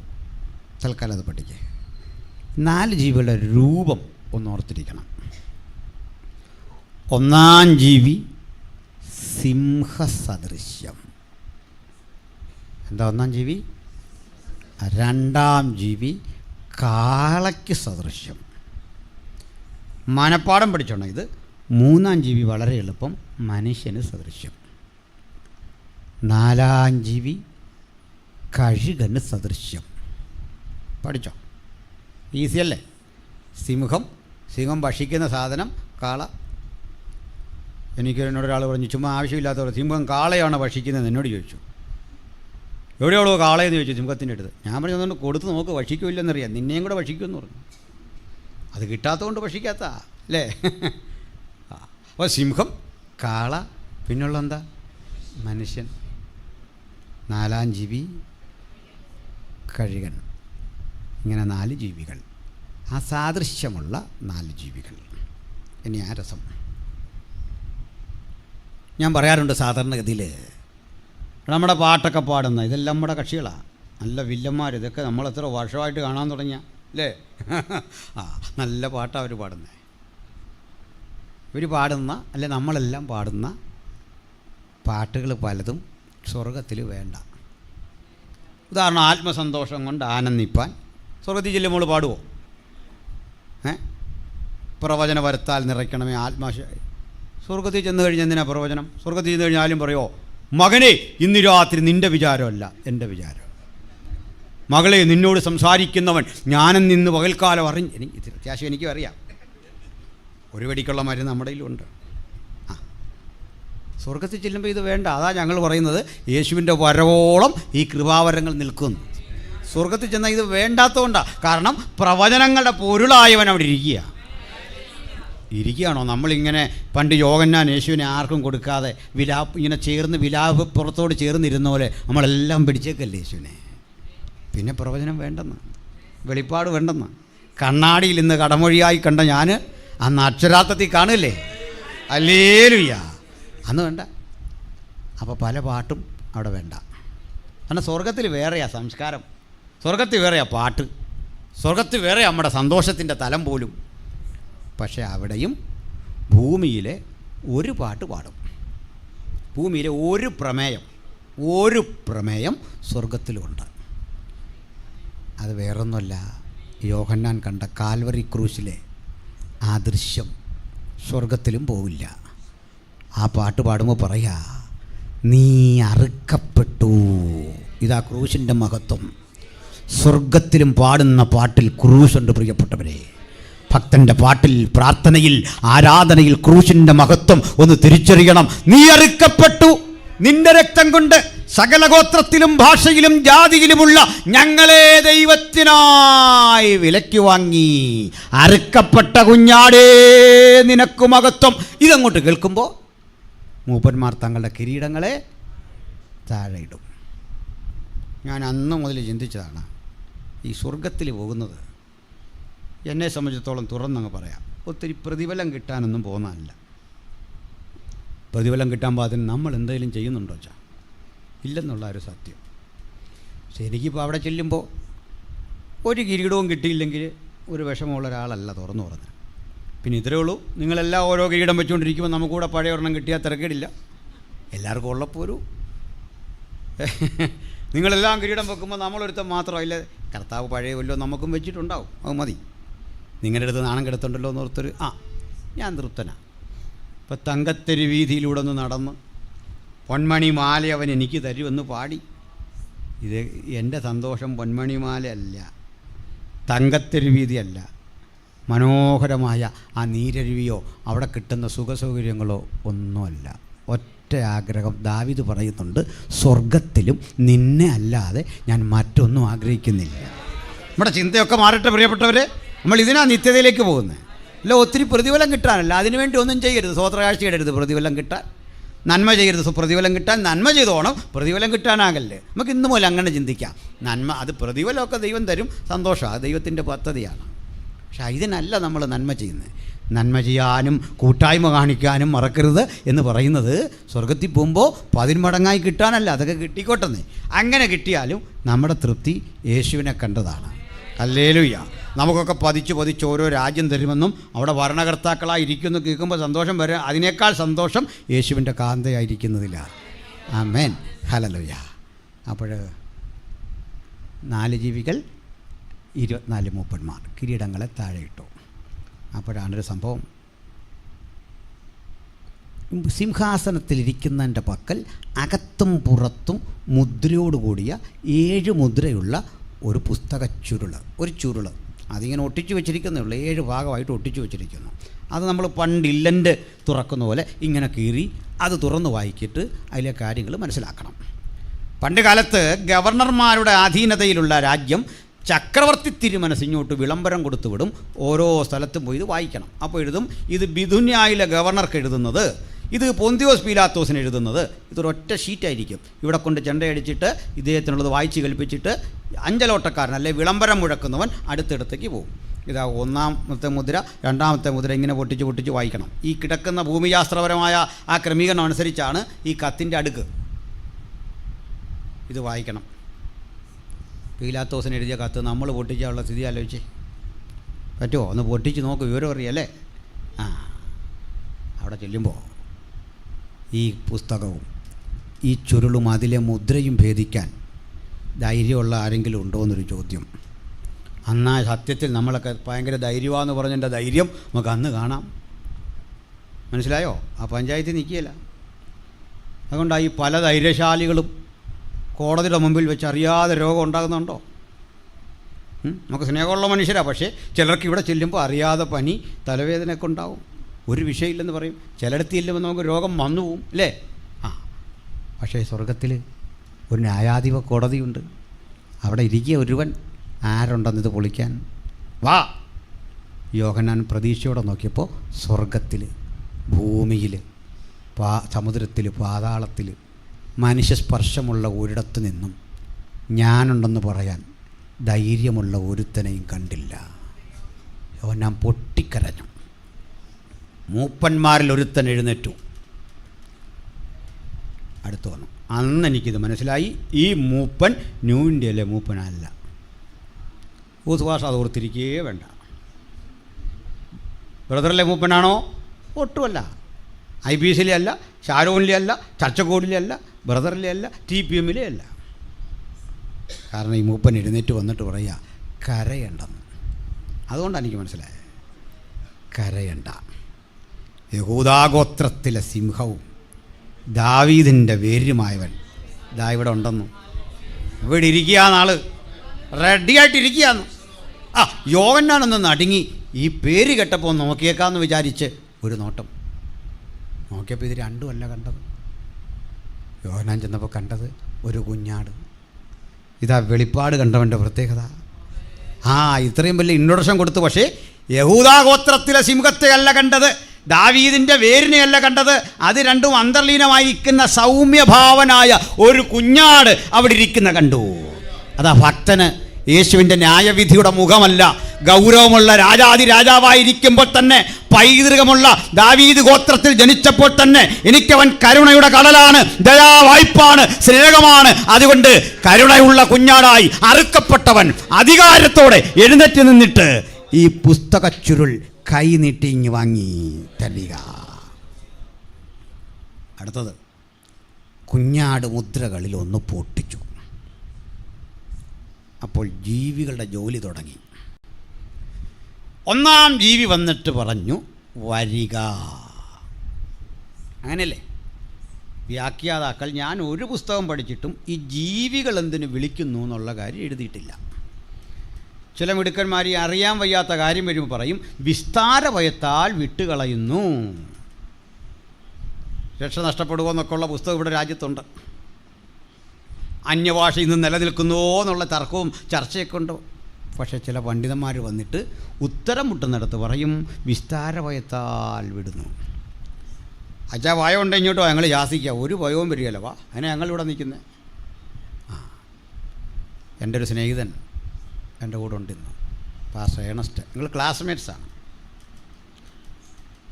അന്യഭാഷാ ഭാഷണം ഉൾപ്പെടെയുള്ള കൃപാവരങ്ങൾ എക്സസൈസ് ചെയ്യാൻ പറ്റാത്തൊരു സ്ഥാപനത്തിലാണ് ഞങ്ങളുടെ ഒരു പഠനം. ബാക്കി നിങ്ങൾ ഊഹിച്ചാൽ മതി. അവിടെ ഒരുത്തിന് ഭൂതവിളകി, ഒരു പഞ്ചാബിയാണോ മണിപ്പൂരിയാണോ ഒരുത്തിന്. അത് മണിപ്പൂരി ഭാഷയിലെ തെറിയും പറഞ്ഞ്, തെറിക്ക് എല്ലാ ഭാഷയിലും ഒരേ ഒരു ടോണാണല്ലോ, അതുകൊണ്ടാണ് നമുക്ക് മനസ്സിലായത്. ഭാഷ ഏതായാലും തെറിക്ക് കേട്ടാൽ നമുക്ക് മനസ്സിലാവും ഇത് സഭ്യമായ കാര്യമൊന്നുമല്ല. കേട്ടു. ഞങ്ങളെല്ലാം വലിയ അവഗണന. കാരണം ഇത്രേ ഉള്ളൂ, ഞങ്ങൾ അറ മുറിച്ചിട്ട് നിൽക്കുകയല്ല, കൊന്നിട്ട് നിൽക്കുകയല്ല. 100 കുട്ടികളുള്ള സ്ഥാപനമാണ്. ഞാനന്ന് ഒരു പാസ്റ്ററാണ്. ഞാൻ ഇത്ര ഉടുപ്പിട്ടതിന് മാറ്റി കോളറുള്ള ഉടുപ്പ് വെച്ചുകൊണ്ട് വരാൻ പറഞ്ഞു. ഓർത്ത് നോക്കണം, അത്രയും സ്ഥാപനമാണ്. ഞാൻ അങ്ങനെയൊക്കെ പഠിച്ചു, ഹയർ സ്റ്റഡിക്ക് പോയതാണ്. പാസ്സായി കഴിഞ്ഞാൽ പോന്നു. അപ്പോൾ ഞങ്ങളൊരു 10-15 പേര് വേറെയുണ്ട്. അന്യഭാഷാ ഭാഷണമുള്ള, വെളിപ്പാടുള്ള, അല്ലെങ്കിൽ അതിൽ വിശ്വസിക്കുന്ന പാവങ്ങൾ കുറേ പേരുണ്ടായിരുന്നു. ഇവന് ഭൂതം ഇളകി കഴിഞ്ഞപ്പോൾ എങ്ങനെ കൈകാര്യം ചെയ്യണമെന്നൊരു പിടിയില്ല. ശവസംസ്കാരം അറിയാത്തവനായി ചെയ്തു പോയാൽ ശവം എഴുന്നേറ്റവും തല്ലിയല്ലേ ചാ. സംഗതിയൊക്കെ ഒന്ന് പോരും 15, പക്ഷേ അതൊന്ന് പരിപാടി ചെയ്ത് നോക്കുക, അന്നേരം അറിയാം. ഇത്ര ഉള്ളോ കാര്യം, ഒന്ന് ചെയ്ത് നോക്ക്. പണിയറിയാത്തവൻ പോയി സ്നാനപ്പെടുത്തിക്ക്, നിന്നെയും കൊണ്ട് മുങ്ങവൻ, കളിയങ്ങ് മാറും, സംഗതി അങ്ങ് മാറും. ഇതിലാര് സ്നാനപ്പെട്ടു എന്ന് വീഡിയോ പിടിച്ചവന് പോലും പിടികിട്ടുകയല്ല, കളി മാറും. ഇവരെല്ലാം കൂടി ഇവനെയും പിടിച്ചുകൊണ്ട് ഒരു ലൈബ്രറിക്കകത്ത് കയറി, ഭൂതം പിടിച്ചവനെ കൊണ്ട് ഗ്രന്ഥശാലയ്ക്കകത്ത് കയറി. ഞങ്ങൾ നോക്കുമ്പോൾ ഒരു പാട്ട് കേൾക്കാം, ചുറ്റും നിന്നുകൊണ്ട് ദിസ് ഈസ് ദ ഡേ. കള്ളമല്ലെന്ന് കൂട്ടുകാരനിരിക്കുക, ചോദിച്ചു നോക്ക്. അതിന് കൊടുത്തോട്ടം കള്ളാ പറയുന്നെങ്കിൽ വിടരുത്, ചോദിച്ചു നോക്ക്. ഭൂതത്തിൻ്റെ മുമ്പും ചുറ്റും നിന്നുകൊണ്ട് പറയാ this is the day, I will says this is the day that the Lord has made. ഒന്നും സംഭവിച്ചില്ല. ഇവിടെയൊക്കെ ഞങ്ങൾക്ക് മനസ്സിലായി കരുണയുള്ളൊരു ഭൂതമല്ല, അടിച്ച് ഇവൻ്റെ പെട്ടതിരിക്കണ്ട, മനസ്സിലാക്കണം. ഞങ്ങൾ തിരിച്ചു വന്ന് ചോദിച്ചു, പോയോ? ഇല്ല, ഇത് വേറെയാ വിഷയം. ഞാൻ വേണ്ട, ഇങ്ങോട്ട് വിട്, ഇതാ ഞങ്ങളുടെ കാര്യത്തിൽ ഇങ്ങോട്ട് വിട്, കൈകാര്യം ചെയ്യാമെന്ന് തോന്നുന്നു, ഇങ്ങോട്ട് വിട്. പക്ഷെ ഞങ്ങൾക്ക് വേപ്പിച്ച് തന്നില്ല. അപ്പോൾ നമുക്ക് നിർബന്ധമുണ്ടോ ഇതും കൈകാര്യം ചെയ്തുകൊണ്ടിരിക്കാൻ നേരമുണ്ടോ? ഇതൊന്നും ഇഷ്ടമുണ്ടായിട്ട് ചെയ്യുന്നതല്ലെന്ന്, ഇങ്ങോട്ട് വിട്, നമ്മൾ കൈകാര്യം ചെയ്യാമെന്ന്. അതിന് പേടിയുള്ള കാര്യമൊന്നുമല്ല. പക്ഷെ അവനെ വിടുതൽ കിട്ടി. എങ്ങനെയാണെന്ന് വെച്ചാൽ, ഇതിൻ്റെ ലാസ്റ്റ് ഘട്ടത്തിൻ്റെ പ്രിൻസിപ്പൾ നിൽക്കുമ്പം ഇവൻ മണിപ്പൂരി ഭാഷയിലുള്ള ആപ്പ സാധനമൊന്നുമല്ല. വിനിമാരോ തിരക്കപ്പോഴാണ് പറയുന്നത്, നല്ല 24 കാരറ്റ് സാധനം ഇവൻ അടിച്ചതെന്ന്. മനസ്സിലായില്ലേ? ഞങ്ങളീ പാസ്റ്റർമാരെ പല ഭാഷയിലെ തെറി കേൾക്കുന്ന ആൾക്കാരല്ലേ, നമുക്കിതെല്ലാം അറിയാം. തെറി, അടിതട, ഇതെല്ലാം ഞങ്ങളുടെ നേരെയാണ് പലരും പരീക്ഷിക്കുന്നത്. അങ്ങനെ അബദ്ധം പറ്റിയൊരു കക്ഷികളുണ്ടായിരുന്നു. ഈ ട്രിവാൻഡ്രം ഭാഗത്ത് കുറേ ആളുകൾ നിന്ന് പരസ്യവും നടത്തി. പരസ്യവും നടത്തിക്കൊണ്ടിരിക്കുമ്പോഴേക്ക് ആരാണ്ട് സുവിശേഷ വിരോധികൾ സ്റ്റെപ്പേ ചെന്നിട്ട് കടകം പൂഴിക്കടവോ എന്നൊക്കെ പറഞ്ഞിട്ട് അടിക്കും. 1-2 അടി കൊടുത്തപ്പോഴേക്ക് അടി കൊണ്ടവർ ശരിക്കങ്ങ് പെരുക്കി തിരിച്ച് കേസായിപ്പോയി. ഭയങ്കര കേസ്. അപ്പോൾ കാര്യങ്ങൾ കേട്ട് വന്നപ്പോൾ SI ചോദിച്ചു, പുള്ളിക്ക് ഇത് പരിഹരിച്ചു വിടണമല്ലോ. അല്ല, നിങ്ങളെന്തിനു പോയിട്ടാണെന്ന് ഇവർ ഈ പ്രശ്നം ചോദിച്ചപ്പോൾ നിങ്ങൾ പോയി അവിടെ എന്തിനാ പ്രശ്നം ഉണ്ടാക്കി? എന്തിനാണ് അവരെ തല്ലിയത്? ഈ വല്ലാതെ തല്ലി കിട്ടിയ ആ മനുഷ്യൻ പറയാ, എൻ്റെ പൊന്ന് സാറേ, പാസ്റ്റർമാരാന്നോർത്ത് തല്ലിയതാ സാറേ. മനസ്സിലായതിൻ്റെ അർത്ഥം? പാസ്റ്ററാന്നാ ഞങ്ങളോർത്ത് അതാ തല്ലിയെന്ന്. അബദ്ധം പറ്റില്ല, ഞാൻ പറഞ്ഞേക്കാം. പിടികിട്ടി. ഞങ്ങളെപ്പോലെ കുറേ പാവങ്ങളുണ്ട്, വേണേ പുതിയ തല്ലി അഭ്യാസം പഠിച്ചു പൊക്കൂ, ഞങ്ങളൊന്നും പ്രതികരിക്കുകയില്ല. അബദ്ധം പറ്റിയേക്കല്ലേ. പറഞ്ഞു വന്നത്, പ്രിൻസിപ്പൾ ഇങ്ങോട്ട് വന്നിട്ട് ഈ തെറി പറയുന്നതിനെ നോക്കിയിട്ട് പറയാ, you dismiss with immediate effect, you must go from this campus, this is the order from the principal. എൻ്റെ ഭാഗ്യമൊന്നും ഞാനിപ്പോൾ പറയുന്നില്ല, ഭൂതം പിടിച്ചവനോടെ. അപ്പോൾ അത് വിട്, പറഞ്ഞ് നമുക്ക് വിഷയത്തിലേക്ക് വരണം. ദൈവമക്കളെ, ഈ യോഹന്നാൻ മുദ്രകളിലൊന്ന് പൊട്ടിച്ചപ്പോൾ ഒരു ജീവി ഉച്ചത്തിൽ വിളിച്ചു പറഞ്ഞു, സിംഹമുഖമുള്ള ജീവി ഇടിമുഴക്കം പോലെ പറഞ്ഞു. അപ്പോൾ ഇത് ഗൗരവമുള്ള കാര്യമല്ലേ, അല്ലേ? ഇടിമുഴക്കം പോലെ എപ്പോഴാണ് പറയുന്നത്?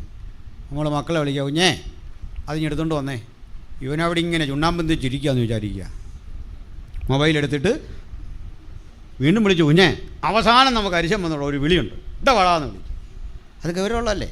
അവൻ ഞെട്ടിഞ്ഞ് വരും. എന്താ കാര്യം? ഗൗരവമുള്ള വിളി.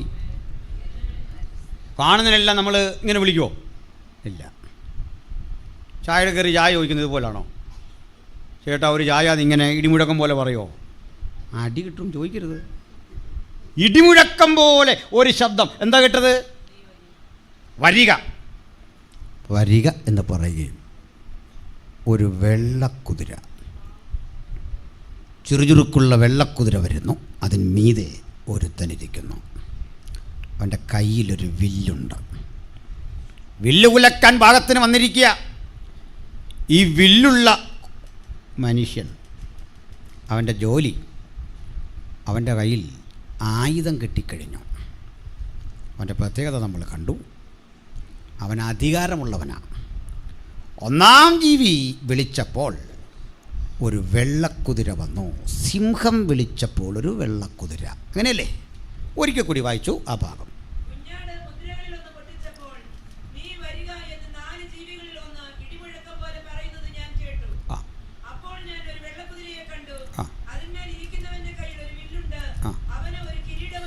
അവനൊരു അധികാരസ്ഥാനം ലഭിച്ചു, ഒരു കിരീടം. അവൻ ജയിക്കുന്നവനായും ജയിപ്പാനായും പുറപ്പെട്ടു. പറയരേ, എന്താണിത്? ഞാൻ 10 കൊല്ലം മുമ്പ് എൻ്റെ നിരീക്ഷണങ്ങൾ അയ്യമ്പൽ കോളേജിൽ പഠിപ്പിച്ച നോട്ടുണ്ട്. അന്ന് പഠിപ്പിച്ച പലതും ഇന്ന് യാഥാർത്ഥ്യമായിക്കൊണ്ടിരിക്കുന്ന ഒരു കാലത്ത് നമ്മൾ വന്നിരിക്കുന്നത്. 10 കൊല്ലം മുമ്പ് പ്രിൻസ് പാസ്റ്ററുടെ New India Church of God റാന്നിയിൽ തോട്ടഭാഗത്തെ ചർച്ചിൽ പഠിപ്പിച്ച പ്രസംഗിച്ച കാര്യങ്ങൾ ഇന്ന് കൺമുമ്പിൽ വന്നിരിക്കുന്ന ഒരു കാലത്താണ് നമ്മൾ വന്നിരിക്കുന്നത്. അതിന് കാരണമുണ്ട്. മുദ്രഭേദനം കഴിഞ്ഞപ്പോൾ വന്നിരിക്കുന്ന ഈ കുതിര വെള്ളക്കുതിരയാണ്. വെള്ള സമാധാനത്തിൻ്റെ പ്രതീകമായി ലോകം അംഗീകരിച്ചിട്ടുള്ള നിറമാണ്, അല്ലേ? അതിൻ്റെ മീതെ ഇരിക്കുന്നു. അവൻ അധികാരവും ലഭിച്ചു. ചില ആൾ പറയുന്നത് ഇതേ കുതിര തന്നെ നിറം മാറി വന്നതാണ് ചുവന്ന കുതിര. തെറ്റ്. വചനം പറയുന്നു മറ്റൊരു കുതിര പുറപ്പെട്ടു. ആർട്ടിക്കിൾ മാറി. അനദർ ഹോസ് ഇങ്ങനെ പറയുന്നുണ്ട്. മറ്റൊരു കുതിര പുറപ്പെട്ടു. ഇനി നമുക്കതിലേക്ക് പോകാം. കാര്യം മനസ്സിലാക്കണം. രണ്ടാം ജീവി വിളിച്ചു. കാളമുഖമുള്ള കെരൂബ് വിളിച്ചു. എങ്ങനെ വിളിച്ചത്? വരിക. അപ്പോൾ ഒരു ചുവന്ന കുതിര, അതിന്മീതെ ഒരുത്തൻ ഇരിക്കുന്നു. അവൻ്റെ കയ്യിൽ ഒരു വലിയ വാള്. അവൻ്റെ ജോലി അന്യോന്യം സമാധാനമെടുത്തു കളക. അതാണ് അവൻ്റെ ജോലി. ഇവ രണ്ടും പറഞ്ഞിട്ട് അടുത്തതിലേക്ക് പോകുന്നതാണ് എളുപ്പം. നമ്മുടെ കർത്താവായ യേശു ക്രിസ്തു ജഡം ധരിച്ച് ഇഹലോകത്തിലേക്ക് വന്ന അവിടുത്തെ തിരുപ്പിറവി ഒരു യാദൃച്ഛിക സംഭവം അല്ല. ആണോ? അല്ല. ഇത് വ്യാഖ്യാനിച്ചൊപ്പിക്കുന്നതുമല്ല. യേശുവിൻ്റെ വരവ്, യേശു ജനിച്ചു കഴിഞ്ഞ് നമ്മളെല്ലാം കൂടി കമ്മിറ്റി കൂടി ഒരു കന്യകാജനനമായിരുന്നു നടന്നതെന്ന് പറയുകയോ മരിച്ചു കഴിഞ്ഞ് അതിനെ മഹത്വവൽക്കരിക്കുകയോ ചെയ്യുകയല്ല. ഞാൻ യുക്തിവാദി സുഹൃത്തുക്കളുമായി നടത്തിയൊരു ക്ലബ് ഹൗസ് ചർച്ചയുണ്ട്. അവർ അത്ഭുതപ്പെട്ടു പോകുന്നൊരു പ്രമേയം അവരുടെ മുമ്പിൽ അവതരിപ്പിച്ചു. സുഹൃത്തേ, നിങ്ങൾ ക്രൂശിൽ കരയുന്ന യേശുവിനെപ്പറ്റി എന്നോട് ചോദിച്ചു. ഈ കരച്ചിൽ ഇങ്ങനെ കരയണമെന്ന് യാദൃച്ഛിക സംഭവമല്ല. യേശു ജനിക്കുന്നതിൻ്റെ 1000 ആണ്ട് മുമ്പ് ഇങ്ങനെ അവൻ കരയണം എന്നെഴുതി വെച്ച തെളിവ് ഞാൻ നിങ്ങൾക്ക് തന്നാൽ അംഗീകരിക്കുമോ? ഇങ്ങനെ അവൻ മരിക്കണമെന്ന് കൃത്യമെഴുതി വെച്ച തെളിവ് തന്നാൽ അംഗീകരിക്കുമോ? തെളിവ് ചരിത്രമറിയാവുന്ന നിങ്ങളോട് തെളിവ് പറയാം. ഞങ്ങളെ ഇന്നും അംഗീകരിക്കാത്ത, ഞങ്ങളുടെ ക്രിസ്തുവിനെ ദൈവമായി അംഗീകരിക്കാത്ത യഹൂദാ സമൂഹത്തിൻ്റെ മതഗ്രന്ഥമായ തോറ എന്ന പഞ്ചഗ്രന്ഥമടക്കം സങ്കീർത്തനങ്ങളടക്കം ഈ പ്രവാചക പുസ്തകങ്ങളടക്കം നിങ്ങൾ പരിശോധിക്കുക. യെശയ്യാവ് സങ്കീർത്തന പുസ്തകത്തിൽ ദാവീദ് പറയുന്നുണ്ട്, യേശു ക്രൂശിൽ കിടന്ന് ആ സംസാരിക്കുന്ന വചനം, എൻ്റെ ദൈവമേ, എൻ്റെ ദൈവമേ, നീ എന്നെ കൈവിട്ടതെന്തെന്ന് 22 സങ്കീർത്തനം എഴുതുന്നത് ഈ സംഭവത്തിനും 1000 ആണ്ട് പിറകിലാണ്. എൻ്റെ അങ്കിക്കായി അവർ ചീട്ടിടുന്നു എന്ന് പറഞ്ഞത് 1000 ആണ്ട് പിന്നിലാണ്. 700-ൽ പരം വർഷങ്ങൾക്കപ്പുറത്താണ് യേശുവിൻ്റെ ദാരുണ അന്ത്യത്തെക്കുറിച്ച് പ്രവാചകൻ പ്രവചിച്ചത്, ഞങ്ങൾ കേൾപ്പിച്ചത്. ആർ വിശ്വസിച്ചിരിക്കുന്നു? യഹോവയുടെ ഭുജം ആർക്ക് വെളിപ്പെട്ടിരിക്കുന്നു? അവൻ ഇളയ തൈ പോലെയും വരണ്ട നിലത്തുനിന്ന് വേർമുളയ്ക്കുന്നത് പോലെയും അവൻ്റെ മുമ്പാകെ വളരും. അവന് രൂപഗുണമില്ല, കോമളത്വമില്ല, കണ്ടാൽ ആഗ്രഹിക്കത്തക്ക സൗന്ദര്യവുമില്ല. അവൻ മനുഷ്യരാൽ അടിക്കപ്പെട്ടും ത്യജിക്കപ്പെട്ടും വ്യസനപാത്രമായും രോഗം ശീലിച്ചവനായിരുന്നു. അവനെ കാണുന്നവർ മുഖം മറച്ചു കളയത്തക്കവണ്ണം അവൻ നിന്ദിതനായിരുന്നുവെന്ന് യെശയ്യാവ് എഴുതി പിടിപ്പിക്കുമ്പോൾ യേശു ജനിച്ചിട്ടില്ല. കാലങ്ങൾ അല്ലല്ല, നൂറ്റാണ്ടുകൾക്ക് ശേഷമാണ് അരിമനാഥനായ യേശു ഭൂജാതനായത്. അതുകൊണ്ട് യേശുവിൻ്റെ ശബ്ദം നൂറ്റാണ്ടുകളിലൂടെ ഒഴുകി വന്ന പ്രവാഹമാണ്. ആ പ്രവചനത്തിൻ്റെ പ്രവാഹത്തിന് തടയിടാൻ ലോകത്തിൽ ഒരു ശക്തിക്കും കഴിയില്ല. അതത്രേ ബൈബിളിൻ്റെ ഔന്നത്യം, അതത്രേ സുവിശേഷത്തിൻ്റെ കരുത്ത്, അതത്രേ സുവിശേഷത്തിൻ്റെ മഹാത്മ്യം. അതുകൊണ്ട് ഈ ക്രൂശിൽ കിടക്കുന്നവൻ്റെ അന്ത്യനിമിഷങ്ങൾ കണ്ടിട്ട് അഭിമാന പുരസ്സരം ഞങ്ങൾ വിളിച്ചു പറയുക, ഇത് യാദൃച്ഛികമല്ല. യേശുവിൻ്റെ ജനനം, യേശുവിൻ്റെ മരണവും യാദൃച്ഛികമല്ല.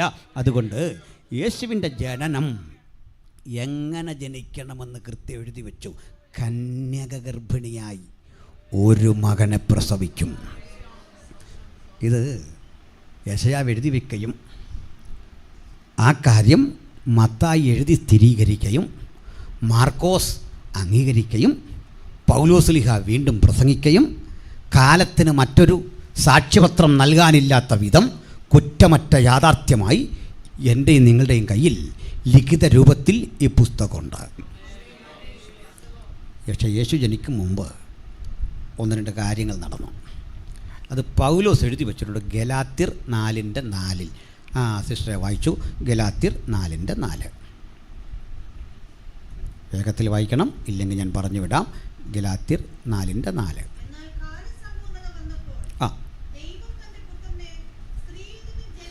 മതി, അത്രയും മതി നമുക്ക്. കാലസമ്പൂർണത വന്നപ്പോൾ ദൈവം തൻ്റെ പുത്രനെ സ്ത്രീയിൽ നിന്നു ജനിച്ചവനായി. മതി. കർത്താവ് ജനിച്ചപ്പോഴാ കാലസമ്പൂർണത എന്ന് പറഞ്ഞാൽ എന്താ? കാലം സമ്പൂർണമായി. അപ്പോൾ അത് കഴിഞ്ഞ് കാലം ഇല്ലായിരുന്നോ? അപ്പോൾ അതിൻ്റെ അർത്ഥം അറിയണ്ടേ? Fullness of time. അതെന്താ? പറയാം. യേശു എന്തിനാ ലോകത്തിൽ വന്നേ? ലോകം മുഴുവൻ തൻ്റെ സുവിശേഷം എത്തിക്കുവാൻ. പക്ഷെ അത് ഭരമേൽപ്പിച്ചത് ശിഷ്യന്മാരെയാണ്, യേശു നേരിട്ടല്ല. ഇന്നത് നമ്മളെ ഏൽപ്പിച്ചിരിക്കുകയല്ലേ. നിങ്ങളാലോചിച്ച്, പണമില്ലാത്തവൻ, പിറക്കാൻ ഇടമില്ലാത്തവൻ, ജനിക്കാൻ ഗർഭം ധരിക്കാൻ ഒരു ഉദരം കടം വാങ്ങിയവൻ, പിറവി കൊള്ളാൻ വഴിയോരം തിരഞ്ഞെടുത്തവൻ, സഞ്ചരിക്കാൻ കഴുതയെ കടമെടുത്തവൻ, ഭക്ഷണം കഴിക്കാൻ മാളിക മുറി ചോദിച്ചു വാങ്ങിയവൻ. ഇതാണ് യേശു. ഒറ്റ ഭാഷയിൽ യേശു പ്രസംഗിച്ചിട്ടുള്ളൂ. യേശു പല ഭാഷയിൽ സംസാരിച്ചിട്ടുണ്ട്, അതിന് തെളിവൊക്കെ വേണേൽ ഞാൻ തരാം. പക്ഷേ പ്രസംഗിച്ച ഒരു ഭാഷയുള്ളൂ, അരാമിക്ക്. അത് കേൾക്കാൻ ഒരു ചെറിയ സമൂഹമേ ഉള്ളൂ. സത്യത്തിൽ അതിൻ്റെ അന്നത്തെ ഘടന വെച്ച് അന്നേ പൊട്ടിപ്പോകേണ്ട മാർഗം. അനഭ്യസ്തവിദ്യരായ പത്രോസും യോഹന്നാനും സമ്പന്നരല്ലാത്ത കുറേ പാവങ്ങൾ, യേശുവിൻ്റെ ഭാഷ ഏറ്റവും ലളിതമായ 120 മൈലിൻ്റെ ചുറ്റളവിൽ ഒതുങ്ങി നിൽക്കുന്ന അരാമിക്ക് ഭാഷ. അവൻ പാലസ്തീനിയെ വിട്ട് പുറത്തു പോയില്ല. പക്ഷേ പാലസ്തീനിയായുടെ പർവ്വത പ്രദേശങ്ങളിൽ ഉയർന്നു നിന്നുകൊണ്ട് യേശു തൊടുത്തുവിട്ട ആശയ അസ്ത്രങ്ങൾ കാലത്തിൻ്റെ സകല വെല്ലുവിളികളെയും അതിജീവിച്ച് 2000 വർഷമായി ലോകത്തിൻ്റെ 5 വൻകരകളിലും 24 മണിക്കൂറും ഇടതടവില്ലാതെ കേട്ടുകൊണ്ടിരിക്കുന്ന ഒരൊറ്റ ശബ്ദം യേശുവിനെ കുറിച്ചുള്ളതാണ്. ആഫ്രിക്കയിൽ, അന്റാർട്ടിക്കയിൽ, ഏഷ്യയിൽ എല്ലാ വൻകരകളിലും മനുഷ്യസ്പർശമുള്ള മണ്ഡലങ്ങളിലൊക്കെ കേട്ടുകൊണ്ടിരിക്കുന്ന ശബ്ദം യേശുവിൻ്റെ ശബ്ദമാണ്. ആ യേശുവിനെയാ ഞാനും വിളിക്കുന്നത് ഓർക്കുമ്പോൾ അഭിമാനമുള്ള ദൈവമക്കളെ ഓർത്ത് കർത്താവിനെ സ്തുതിക്കുന്നു. എല്ലാ നാവും യേശുക്രിസ്തു കർത്താവെന്ന് ഏറ്റുചൊല്ലുമാറ് മഹാശബ്ദത്തിൻ്റെ ഉടമയാ നമ്മൾ ഇന്ന് ആരാധിക്കുന്നത്. അപ്പോൾ യേശു ജനിക്കും മുമ്പ് ഈ സുവിശേഷം എത്തിക്കാൻ പാകത്തിന് ലോകത്തെ പിതാവ് ഒരുക്കി സജ്ജീകരിച്ചു വച്ചു. എങ്ങനെ പറയാം? യേശു ജനിക്കും മുമ്പ് ഈ ലോകത്തെ ദൈവം കൊടുത്തത് ആദ്യം ഈ ബാബിലോന്യരുടെ കയ്യിലാണ്. അവർ ലോകത്തെ ഭരിച്ചു. ലോകത്തെ എന്ന് പറയുന്നതിനേക്കാൾ യഹൂദ മേഖലയെ ഭരിച്ചു. പ്രബലമായൊരു സാമ്രാജ്യമായിരുന്നു ബാബിലോൺ. ഞാൻ ആ ചരിത്രത്തിലേക്കൊന്നും പോകുന്നില്ല. അവർക്ക് ശേഷം വന്നത് പേർഷ്യക്കാരായിരുന്നു. ഈ ബാബിലോണിയർ ലോകത്തെ ഭരിക്കുമ്പോൾ അവർക്ക് ചില കഴിവുകളൊക്കെ ഉണ്ടായിരുന്നു. അവരുടെ സംഭാവന ലോകത്തിന് പ്രയോജനപ്പെട്ടു. അങ്ങനെയാണ്. രണ്ടാം ഘട്ടം പേർഷ്യക്കാർ ലോകത്തെ ഭരിച്ചു. അവരും ലോകത്തിന് ഒത്തിരി കോൺട്രിബ്യൂഷൻ കൊടുത്തിട്ടുണ്ട്. ഇന്നും അതിൻ്റെ അനുരണനങ്ങൾ ലോകത്തിൽ കാണാം. എന്ന് പറഞ്ഞാൽ ഞാനിട്ടിരിക്കുന്ന ഈ ജുബ്ബ ആത്മാവ് പറഞ്ഞിട്ടോ വെളിപ്പാട് കണ്ടിട്ടോ ഇട്ടതല്ല. ഇത് പേർഷ്യൻ കൾച്ചറാണ്. പിടികിട്ടിയോ? പേർഷ്യൻ കൾച്ചറാണ്. ഈ വിരിച്ചിരിക്കുന്ന പരവതാനി, ഈ വിട്ടിരിക്കുന്ന സംഗതിയില്ലേ, ഇത് പേർഷ്യക്കാരൻ്റെ സംഭാവനയാണ്. നമ്മൾ വായിക്കുന്ന തബല, ഹിന്ദുസ്ഥാനി സംഗീതം, ഇതൊക്കെ പേർഷ്യക്കാരുടെ സംഭാവനയാണ്. ലോകത്തിന് അവർ കൊടുത്ത സംഭാവനയാണ്. ഞാൻ സംഭാവന എന്ന് ഒത്തിരി പറയുമ്പോൾ ആൾക്കാർ എഴുന്നേറ്റ് പോകാൻ തുടങ്ങുന്നു. അതുകൊണ്ട് ഞാൻ ഇനി അധികം ആ കാര്യം മിണ്ടുന്നില്ല. എവിടെ ചെന്നാലും ഇതാ. അതുകൊണ്ട് നിങ്ങൾ ഉദ്ദേശിച്ച സംഭാവനയല്ല. പോട്ടെ, ശുശ്രൂഷയൊക്കെ കൊള്ളായിരുന്നു. അവസാനം തെറ്റിക്കാനുള്ള പണിയാണ്. സംഭാവന എന്ന് 5-6 തവണ പുള്ളി പറഞ്ഞു. ഞാൻ ആ സംഭാവന അല്ല പറഞ്ഞു. Not about your contribution. ആ വിട്ടേക്ക്. അടുത്തത്, ലോകത്തെ ഏറെ സഹായിച്ച ഒരു കോൺട്രിബ്യൂഷൻ ലോകത്തിന് കൊടുത്തൊരു സാമ്രാജ്യം ഗ്രീക്കുകാരുടേതായിരുന്നു. ഗ്രീക്കുകാർ ലോകത്തിന് കൊടുത്തത്, അലക്സാണ്ടർ ലോകത്തെ വെട്ടിപ്പിടിച്ചപ്പോൾ ലോകത്തിൻ്റെ 4/3 ഭാഗവും അയാളുടെ കയ്യിലായി.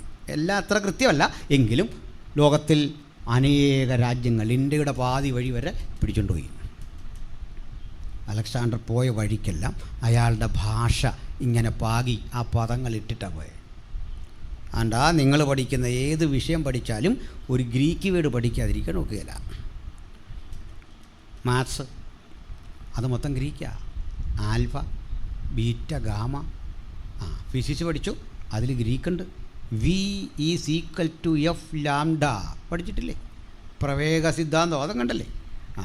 ഞങ്ങൾ പാസ്റ്റർമാർ പറയുന്ന ശാസ്ത്രം എല്ലാം വിശ്വസിക്കരുത്, അത് വേറെ കാര്യം. അതുപോലെ ഈ തീറ്റ എന്ന് പഠിക്കുകയല്ലേ? ഭക്ഷിക്കുന്ന തീറ്റയല്ല. Sine theta, cos theta, tan theta, ഇതെല്ലാം ഗ്രീക്കാ. അത് വിട്ട് നമുക്ക് വൈദ്യശാസ്ത്രത്തിലേക്ക് വരാം. നിങ്ങൾ പറയില്ലേ ഒരു ഓർത്തോപീഡിയാട്രീഷ്യനെ കാണാൻ പോയതാ, അല്ലെ പറയും പീഡിയാട്രീഷ്യനെ കാണാൻ പോയതാ. Pediatrician Greek word പൈഡിയ.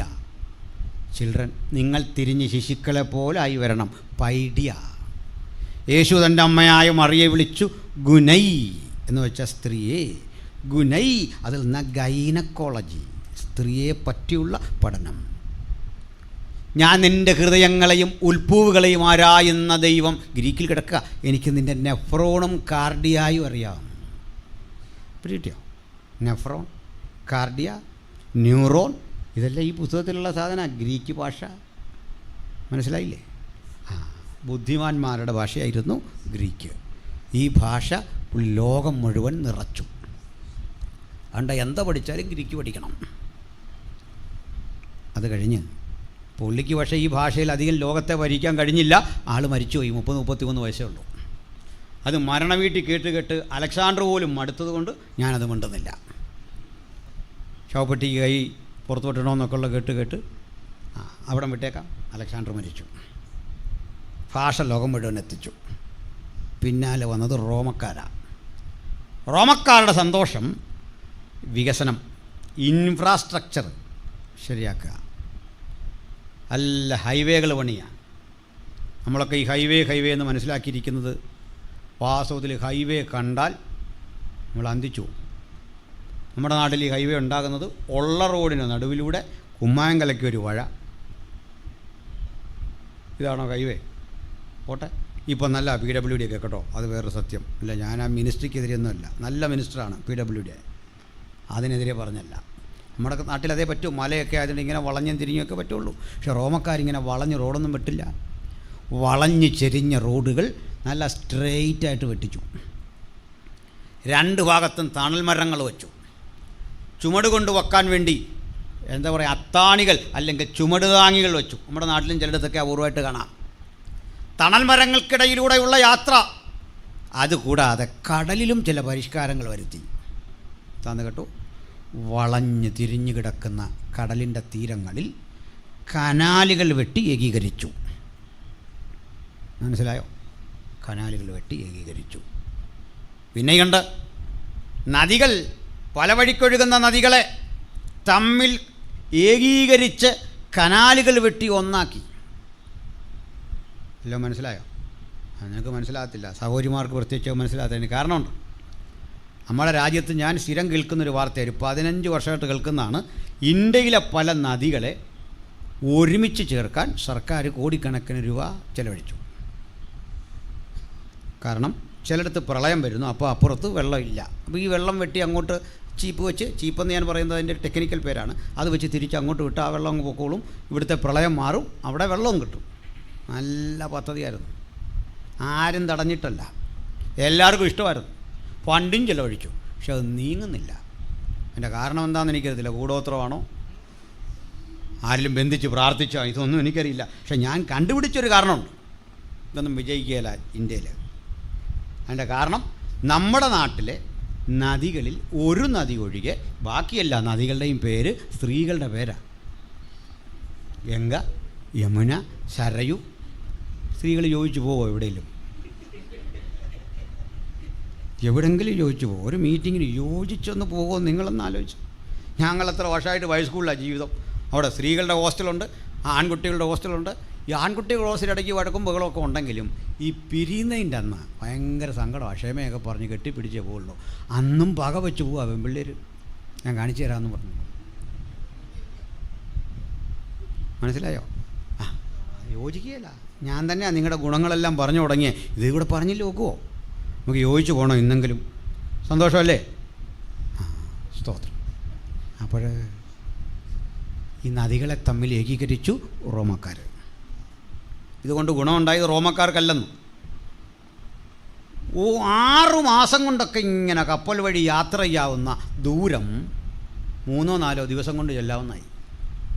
അഖായ to Corinth, Corinth to Ephesus, കടൽ വഴിയുള്ള യാത്ര പെട്ടെന്നായി. സർക്കാർ കടൽ കൊള്ളക്കാരെ അമർച്ച ചെയ്തു. കുതിരവണ്ടി പോലെയൊക്കെയുള്ള അന്നത്തെ വണ്ടിയിൽ യാത്ര ചെയ്യുന്നവർക്ക് നേരെയുള്ള റോഡുകൾ അധികം പ്രയോജനം ചെയ്തു. അങ്ങനെയാണ് എല്ലാ റോഡും റോമിലേക്കെന്നൊരു വഴമൊഴി തന്നെ ഉണ്ടായത്. കേട്ടല്ലോ? ഇത് രണ്ടും പ്രയോജനപ്പെടുത്തിയത് റോമക്കാരോ ഗ്രീക്കുകാരോ അല്ല, നമ്മുടെ പൗലോസും ഒക്കെയാണ്. ഈ വഴി ഇങ്ങനെ കിട്ടിയില്ലെങ്കിൽ സുവിശേഷം പറയാൻ നമുക്ക് സൗകര്യം ഉണ്ടാകുമെന്ന് വെച്ചാൽ ഇല്ല. അതുകൊണ്ട് കേരളയിലുമൊക്കെ വരട്ടെ, വിമാനത്താവളവും വരട്ടെ, അതൊക്കെ നമുക്ക് നല്ലതാണെന്ന് വിശ്വസിക്കുന്ന ഒരാളാണ് ഞാൻ. അതിന് കാരണം നമ്മൾ തടഞ്ഞ ഇതെല്ലാം വരുമോ വരാതിരിക്കുമോ? അതതിൻ്റെ വഴിക്ക് വരട്ടെ. വേഗത മുഖമുദ്രയാക്കിയ ഒരു ലോകത്തിൻ്റെ അടയാളങ്ങൾ ഇങ്ങനെ രൂപപ്പെടും. അതായി പറഞ്ഞു വരുന്നത്. അന്ന് പെട്ടെന്ന് സുവിശേഷം പറയാൻ പറ്റി. റോമർക്ക് ലേഖനം എഴുതുമ്പോൾ പൗലോസ് പറയുക, നിങ്ങളുടെ വിശ്വാസം മുഴുവൻ ലോകത്തിലും പ്രസിദ്ധമായിരിക്കുന്നു, എല്ലായിടത്തും സുവിശേഷം എത്തിച്ചു. അങ്ങനെ സുവിശേഷം ലോകത്തോട് മുഴുവൻ പ്രസംഗിക്കാൻ വേണ്ട ഒരു ഇൻഫ്രാസ്ട്രക്ചർ പ്രകൃതിയെ ഉപയോഗിച്ച്, രാജാക്കന്മാരുപയോഗിച്ച് ദൈവം സജ്ജീകരിച്ചിട്ട യേശുവിനെ ഇവിടേക്ക് അയച്ചത്. അണ്ട് അതിൻ്റെ പേരാ കാലസമ്പൂർണത. തെറ്റിക്കോ? ഞാൻ വിഷയം വിട്ടു പോകുന്ന നിങ്ങളോർത്തല്ല, ഇതാണ് കാലസമ്പൂർണത. മനസ്സിലായോ? ശ്രദ്ധിക്കാതെ നിൻ്റെ ദോഷം പിടികിട്ടിയോ? ശ്രദ്ധിച്ച്. അവസാനത്തെ 1-2 കാര്യങ്ങൾ കൂടിയുണ്ട് ഇവിടെ. അന്ന് ലോകത്ത് സുവിശേഷം ലോകത്തോട് അറിയിക്കാൻ വേണ്ട സകല സജ്ജീകരണങ്ങളും ദൈവത്താൽ ഒരുക്കി വച്ചിട്ട് യേശുവിനെ കൃപയും സത്യവും നിറഞ്ഞവനായി ലോകത്തിൽ അയച്ചിരിക്കുന്നത് പോലെ നിങ്ങൾ തല ഉയർത്തി സൂക്ഷ്മമായി ലോകത്തിലേക്ക് കണ്ണോടിച്ചാൽ ഒരു കാഴ്ച കാണാം. ലോകം വീണ്ടും ഒരു രാജാവിനെ എതിരേൽക്കാൻ അറിയാതെ ഒരുങ്ങിക്കൊണ്ടിരിക്കുന്നു.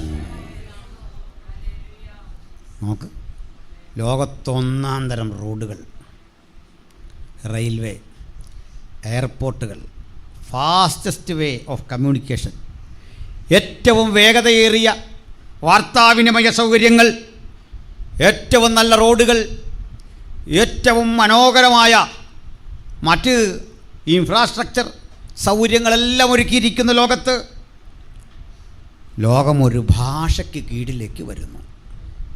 ശ്രദ്ധിച്ചോ? ലോകം ഒരു ഭാഷയ്ക്ക് കീഴിൽ. എന്തിനെന്ന് പറയാം? അതിലും വലിയ വിഷയമാണ് നമ്മുടെ പക്കലിരിക്കുന്ന ഈ മൊബൈൽ. ഞാൻ ആദ്യമൊക്കെ കേട്ട, ഞാൻ പണ്ട് മുതലേ ഈ ടെക്നോളജിയോട് മുഖം തിരിച്ച് നിൽക്കുന്ന ഒരാളല്ല. മൊബൈലൊക്കെ ഇറങ്ങിയ കാലം മുതലേ, ഏതാണ്ട് ഇറങ്ങിയ കാലം മുതലൊക്കെ ഉപയോഗിക്കുമായിരുന്നു, ആവശ്യമായിരുന്നു. അന്നൊക്കെ കേട്ടത് എനിക്ക് മൊബൈലില്ല എന്ന് പറഞ്ഞ ആളുകളെയാണ്. പിന്നെ മൊബൈലായി കഴിഞ്ഞാൽ പറഞ്ഞു ആൻഡ്രോയിഡില്ല, ഒരു സാധാ മൊബൈലാണ് ഞാൻ ഉപയോഗിക്കുന്നത്. അത് കഴിഞ്ഞ് ഉപവാസം എടുത്ത് പ്രാർത്ഥിക്കുന്നു പലരും ഇങ്ങനെയുള്ള ആൻഡ്രോയിഡ് ഫോണുകൾ കിട്ടാൻ. പിന്നെ പറയാൻ തുടങ്ങി, എനിക്ക് വാട്സാപ്പില്ല, ഫേസ്ബുക്കില്ല, ഇൻസ്റ്റഗ്രാമില്ല, യൂട്യൂബ് എന്താണെന്ന് എനിക്കറിയില്ല. നിങ്ങളൊരു നൂറ്റാണ്ട് പുറയില്ല എന്നർത്ഥം. കാളവണ്ടിയിൽ യാത്ര ചെയ്താൽ ഈ കാലത്തിനൊപ്പം പോകാൻ പറ്റില്ല. Use these facilities, timely technology for timeless truth. സമയാതീതമായ സന്ദേശത്തിൻ്റെ പ്രചരണത്തിന് സമയോചിതമായ ടെക്നോളജി യൂസ് ചെയ്യണം. ഇങ്ങനെ ചെയ്താൽ നമ്മളിവിടെ വന്നേന്ന്. എല്ലാത്തരം കണ്ടുപിടുത്തങ്ങളുടെയും പിന്നിൽ, മനുഷ്യരാശിക്ക് ഗുണം ചെയ്യുന്ന കണ്ടുപിടുത്തങ്ങളുടെ എല്ലാം പിന്നിൽ പ്രാർത്ഥിക്കുന്ന ഒരു ദൈവവൃത്തൻ്റെ ഇടപെടലുണ്ടായിരുന്നു. എൻ്റെ മുമ്പിലിരുന്ന നിരീശ്വരന്മാരായ ആളുകൾ ചർച്ചയ്ക്ക് വന്നപ്പോൾ ഞാൻ ചോദിച്ച ചോദ്യം, 2000 ആണ്ടായിട്ട് നിങ്ങൾ ലോകത്തിന് കൊടുത്ത സംഭാവന പറയണം, ഞങ്ങൾ ദൈവമക്കൾ കൊടുത്ത സംഭാവനകളെ പറയാം.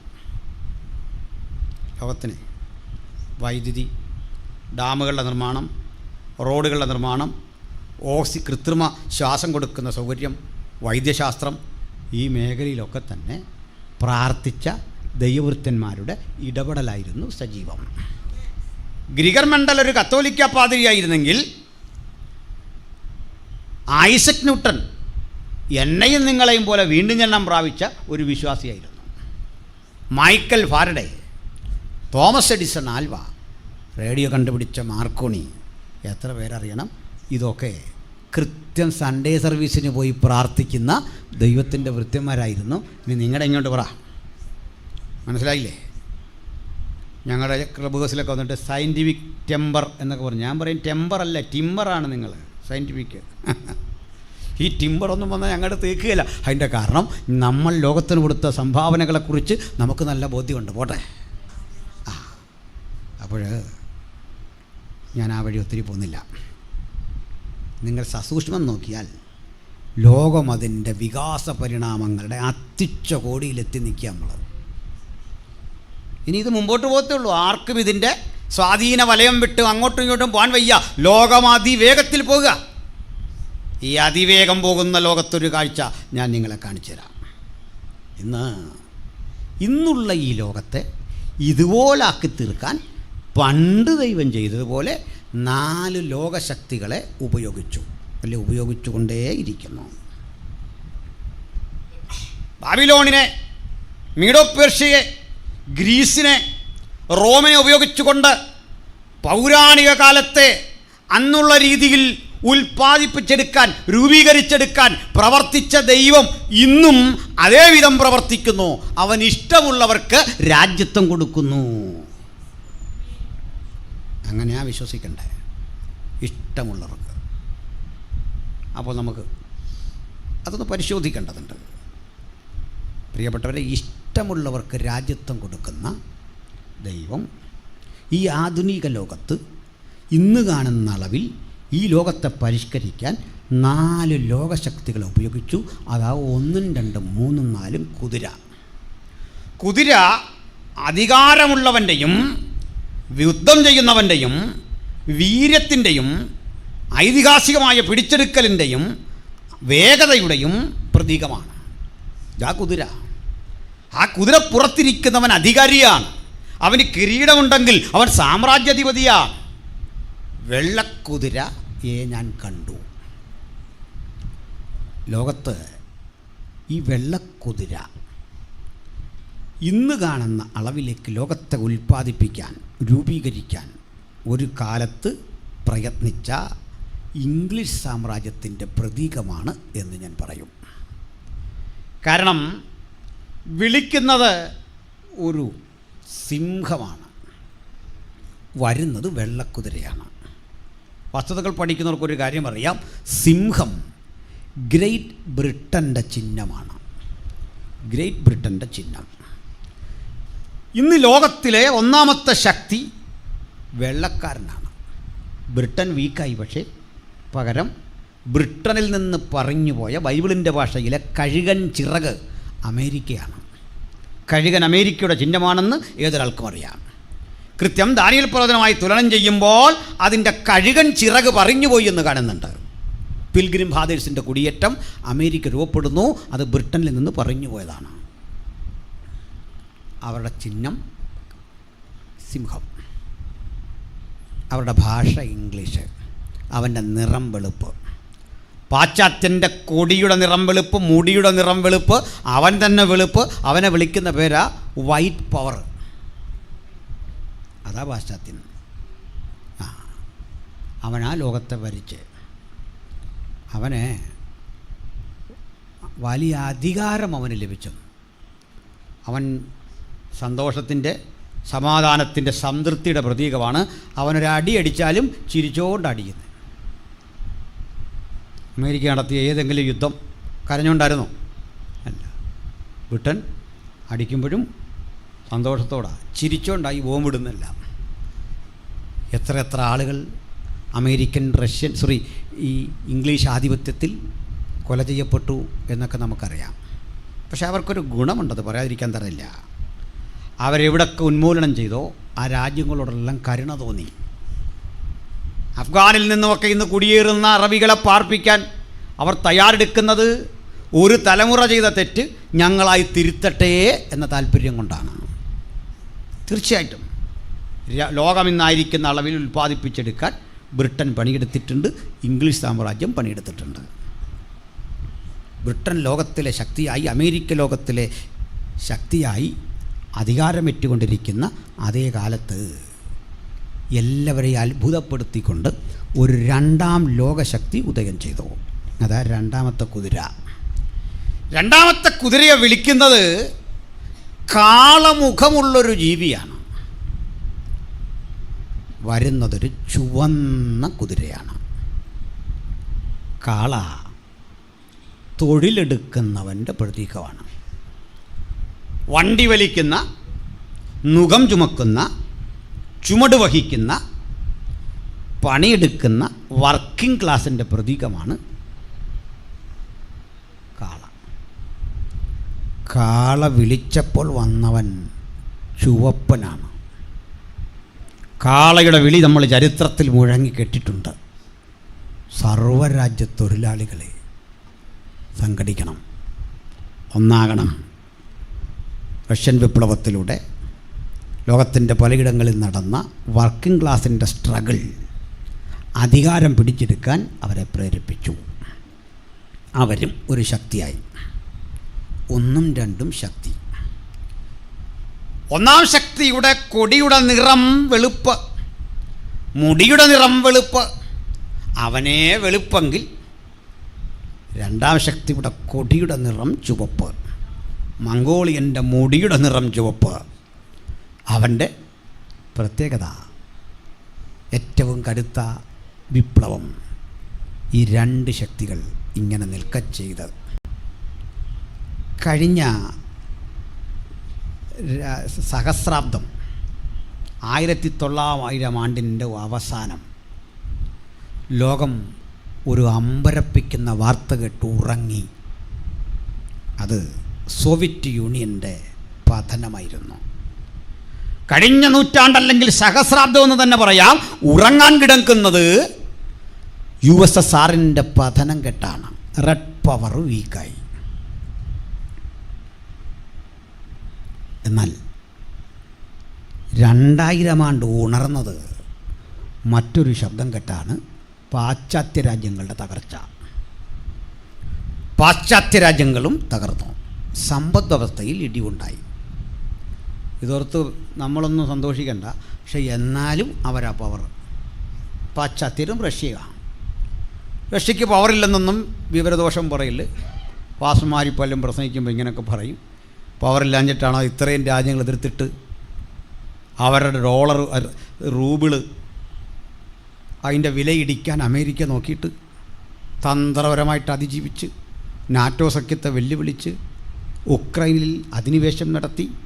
ഇപ്പോൾ നടത്തുന്ന ഇടപെടൽ കണ്ടില്ലേ? പവറുണ്ട്, അധികാരമുണ്ട്, സമ്പത്തുണ്ട്, ഡോളർ കരുതൽ ശേഖരമുണ്ട്. ഞാൻ ആ രാഷ്ട്രീയത്തിലേക്ക് കൂടുതൽ കിടക്കുന്നില്ല. അമേരിക്കയും ശക്തിയാണ്. ഇത് രണ്ടും പവറാണ്. പക്ഷേ ഒന്നും രണ്ടും ശക്തി കഴിഞ്ഞാൽ പിന്നുള്ളവൻ്റെ ശക്തി മൊത്തത്തിലെടുക്കുമ്പോൾ അതിൽ കൊള്ളാവുന്ന ഒരുത്തനും പരിഗണന ഉണ്ട്, അല്ലേ? ഇത് രണ്ടും അല്ലേ പിന്നെ തേർഡ് ഓപ്ഷൻ വേണ്ടേ? മൂന്നാമതൊരുവനാര്? ആ തേർഡ് ഓപ്ഷൻ പരിശോധിച്ചപ്പോൾ ഒന്നാം ലോകം വെളുപ്പാണെങ്കിൽ, രണ്ടാം ലോകം ചുവപ്പാണെങ്കിൽ, മൂന്നാം ലോകം കറുപ്പ്. സാമൂഹ്യശാസ്ത്രകാരന്മാരുടെ നിരീക്ഷണത്തിൽ റഷ്യ അമേരിക്കയും കഴിഞ്ഞുള്ള ലോകത്തെ അവർ വിളിക്കും third world. Third world India, Pakistan, Afghanistan, African രാജ്യങ്ങൾ. ഇതിൽ ചൈനയൊക്കെ പെടുന്നത് രണ്ടാം ലോകത്തിൻ്റെ കൂടെ കേട്ടോ. അവരെല്ലാം ഒറ്റ ഗ്യാതറിങ്ങാണ്. ഓസ്ട്രേലിയയൊക്കെ പെടുന്ന ഒന്നാം ലോകത്തിൻ്റെ കൂടെ. ഈ റേസ് എടുത്താൽ മതി. റേസിനെയാണ് നമ്മൾ ഈ കണക്കൂട്ടിൽ പെടുത്തുന്നത്.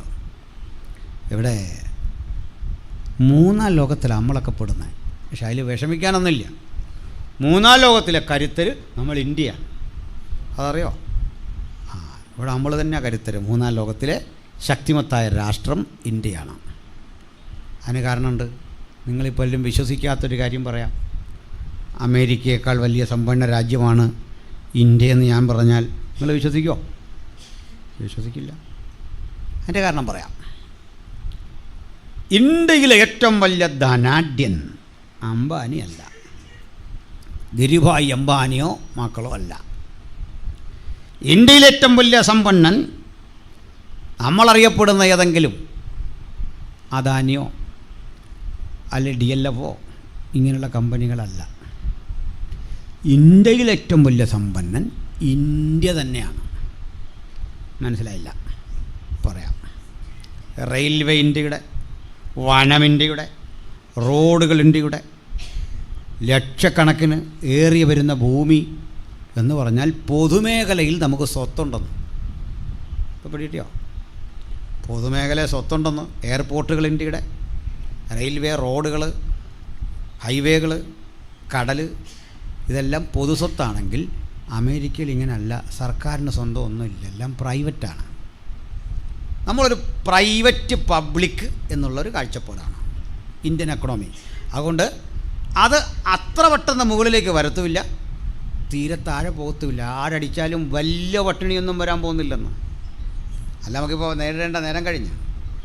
അപ്പനും അമ്മയും തമ്മിൽ അടിവെച്ചാൽ മുറി വിൽക്കുന്ന കുട്ടിക്കാന്ന് പറയുന്ന പോലെ 2 രാജ്യം തമ്മിൽ അടിച്ചാൽ 3-ാം ലോകത്തിലാണ് പട്ടിണി വരുന്നത്. അവിടെ കണ്ടോ, യുദ്ധം നടന്നു. ഉക്രൈനും റഷ്യയും തമ്മിൽ യുദ്ധം നടന്നു. തട്ടിപ്പോകുന്ന പാകിസ്ഥാനും ലങ്കയൊക്കെയാണ്. കാരണം ആശ്രിത രാജ്യങ്ങളാണ്, അതേ പറ്റൂ. ആ പൊളിറ്റിക്സ് ഒത്തിരി പറയാൻ നമുക്ക് നേരമില്ല, അതവിടെ കിടക്കട്ടെ. അപ്പോൾ 3-ാം ലോകത്തിലെ സമ്പന്നനാരാ? ഇന്ത്യ. പക്ഷേ 3-ാം ലോകങ്ങളെ പൊതുവിലെടുത്താനുള്ള പ്രശ്നം എന്താ? നിരക്ഷരത, അറിവില്ല. ഞാൻ പറഞ്ഞു ആദ്യം സതിയുടെ കാര്യം. സതി നിരോധിക്കും കാലത്ത് സർക്കാർ ഉത്തരവായി. സതി നിരോധിക്കും കാലത്ത് ഏതാണ്ട് 100,000-ഓളം സ്ത്രീകൾ ടൗണിലിറങ്ങിയിട്ട് സമരം ചെയ്തു, സതി തിരിച്ചു കൊണ്ടുവരണമെന്ന്. അതാ നമ്മുടെ രാജ്യം. എന്നാലോചിച്ച് നോക്കിയേ. ഇല്ലിട്രസി, അതുപോലെ മറ്റ് പല ഘടകങ്ങൾ ഇനി ഇന്ത്യ മാറ്റി നിർത്താം. ദാരിദ്ര്യം, ക്ഷാമം, മരുന്നില്ലായ്മ, പോഷകാഹാരക്കുറവ്, ഇതാണ് 3-ാം ലോക രാജ്യങ്ങളുടെ പ്രശ്നമെങ്കിൽ മനുഷ്യാവകാശ പ്രശ്നങ്ങളാണ് ഇവിടെ വലുത്. മനുഷ്യനാണ് ഇവിടുത്തെ ചർച്ചാ വിഷയം. വിശപ്പാണ് ചർച്ചാ വിഷയം. വിദ്യാഭ്യാസമാണ് ചർച്ചാ വിഷയം. അങ്ങനെയെങ്കിൽ തേർഡ് വേൾഡിൻ്റെ വിഷയം ബൈബിള് പ്രവചിക്കുന്നു. കറുത്ത കുതിരയുടെ പുറത്തൊരുത്തനിരിക്കുന്നു, അതിന്മേലിരിക്കുന്നവൻ ഒരു തുലാസ് പിടിച്ചിരിക്കുന്നു. പണത്തിന് 1 ഇടം കഴി ഗോതമ്പ്, 3 ഇടം കഴി യവം. അധികം ചിലവാക്കരുത്, തൂക്കിത്തരാതെ. തിന്നരുത് അധികം, നമ്മൾ തിന്ന് തീർക്കുന്നു എന്നാണ് പറയുന്നത് അല്ലേ. അടുത്തത്, എണ്ണ വീഞ്ഞ് കേടുവരുത്തരുത്.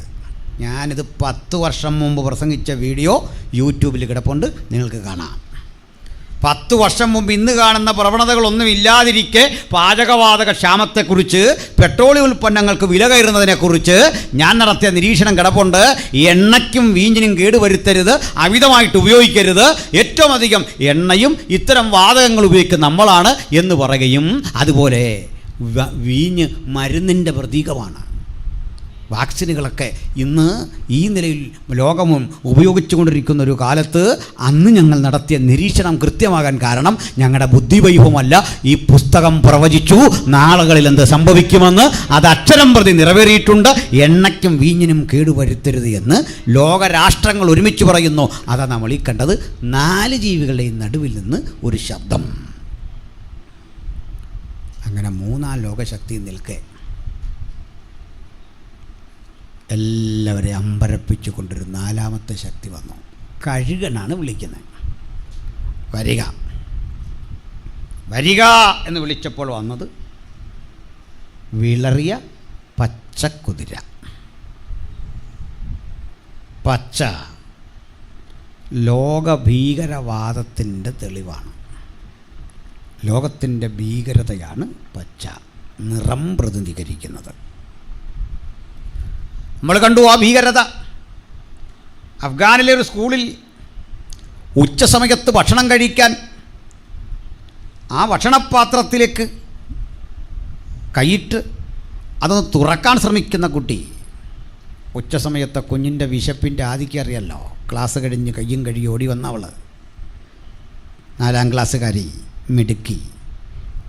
അത് തുറക്കയും അതിൽ ഘടിപ്പിച്ച ബോംബ് പൊട്ടി 127 കുട്ടികളും അധ്യാപകരും വെന്തുവെണ്ണീറായി.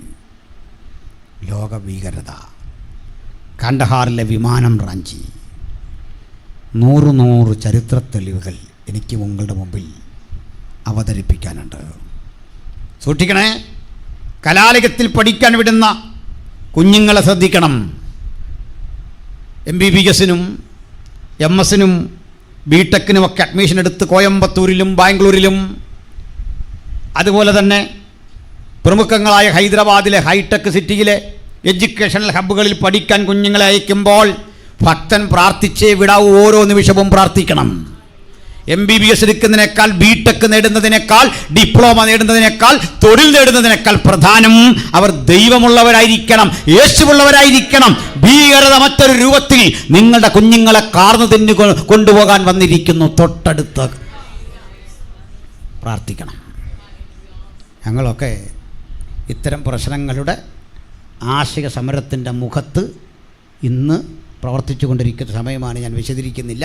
വിശദാംശങ്ങൾക്ക് നിങ്ങളെൻ്റെ വീഡിയോ കണ്ടാൽ മതി. നിങ്ങളത് സബ്സ്ക്രൈബ് ചെയ്യണമെന്നൊന്നും ഒരു നിർബന്ധമില്ല. നിങ്ങൾ ആ വീഡിയോ കണ്ടിട്ട് സബ്സ്ക്രിപ്ഷൻ ഒന്നും ചെയ്തില്ലെങ്കിലും കുഴപ്പമില്ല. പക്ഷേ ആ ഭീകരത തിരിച്ചറിഞ്ഞേ പറ്റൂ. നമ്മുടെ രാജ്യത്ത് സംഭവിച്ചു കൊണ്ടിരിക്കുന്ന കാര്യങ്ങൾ. എൻ്റെ വീടിൻ്റെ തൊട്ടരികിൽ നിന്ന് ഒരു പെൺകുട്ടിയെ കാണാതെ പോയി. എനിക്ക് ആ കുട്ടിയെക്കുറിച്ച് പറയുമ്പോൾ അവളുടെ പിതാവിനെക്കുറിച്ച് പറയണം. ഞങ്ങളുടെ ഒരു പാസ്റ്റർ എൻ്റെ അടുത്ത് താമസിക്കുന്നത്. ആ പാസ്റ്ററുടെ വൈഫ് പെട്ടെന്ന് ഇഹലോകം വിട്ട് കടന്നുപോയി. ആ സഹോദരിയെ ഹോസ്പിറ്റലിൽ കൊണ്ടുപോയി സകല ചെലവും വഹിച്ച് സ്വന്തം വാഹനത്തിൽ പരിരക്ഷിച്ച ഒരു മാന്യനായ മനുഷ്യൻ. അദ്ദേഹത്തിൻ്റെ മകളെയാണ് നാളുകൾക്കപ്പുറത്ത് കാണാതെ പോയ ജസ്ന.